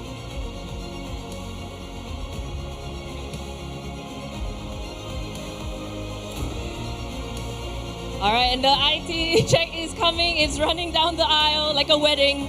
And here we go. The grooms for today are going to be the champions, Team Evo. Congratulations to Team Evo. Here, the champions today. We're going to use the confetti when we lift the trophy. No. All right, one moment, guys. All right, let's go. Okay. Now, the moment you've all been waiting for. It's time to lift the trophy. On the count of 3, 3, 2, 1, Evo!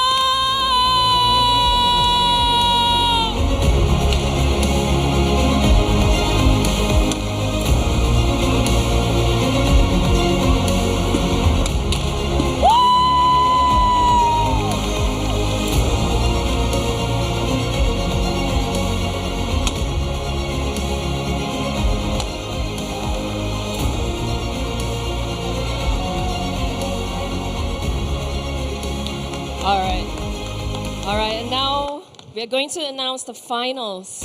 MVP. Guys, do we have any guesses of who it is? Of course, how can it be anyone else? But the man, the myth, the legend, the heart of the team is going to be Powerful, who is our MVP!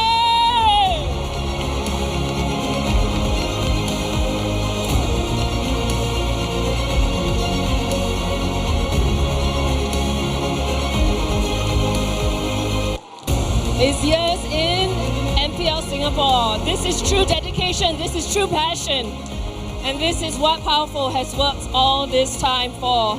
And now here we have the representative of MPL Singapore to pass on the finals MVP prize to Powerful.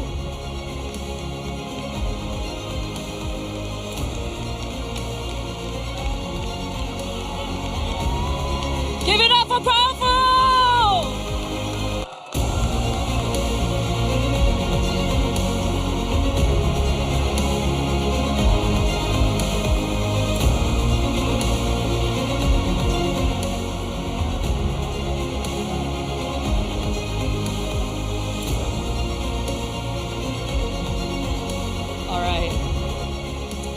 right, can we get the whole team over here? Evo, come on. We gotta go get a bit of a thoughts from you guys, as you guys have won. Okay, I won't interview you. All right, Evo.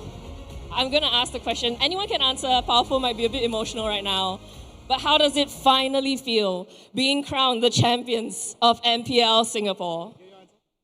Okay. It feels amazing. All of us have been chasing this since last time. Me, Sela, we won it once in our career, but then we played so many years and then we never touched it ever again. Powerful, since he built this team from the ground up, he has always been one of the most passionate players I've ever been with. And I think Eta and Van, they're so underrated in their own region. They deserve a way better team, and I'm glad they are in our team. I love you all y'all. All right, I can feel the love, I can feel the passion, the preparations coming into the grand finals. Powerful, maybe you can just share a few words on your thoughts right now, because you are obviously the man that built the team. You built this all for this today. How does it feel? I'm extremely happy lah. I finally did it lah. It's like a dream to me to be honest right now. But yeah, I finally done it. Finally done it. What can the fans expect from Evo going into M7? I mean, now you've got a full roster, you've got a coach even, and this is something that you have finally achieved after so many years. Does anybody want to share a little bit of what you guys want to bring for the fans going into M7? Okay, coach, answer? For the M7, we will definitely give in our best. Since it's our first time there, I believe we will give a good result over there. And my coach here have give me a lot of ideas and all the ideas, gameplay and everything. Because of him, Evo is able to make it here also. So thank you to coach.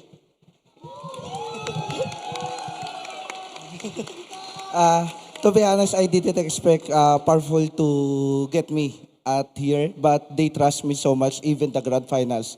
Even the last game, they trust me the different draft. All right, one final question. Anything you want to say to your fans? We are the champions! All right, let's lift the trophy one more time. All right, everyone, give it up one more time for your champions, Team Evo.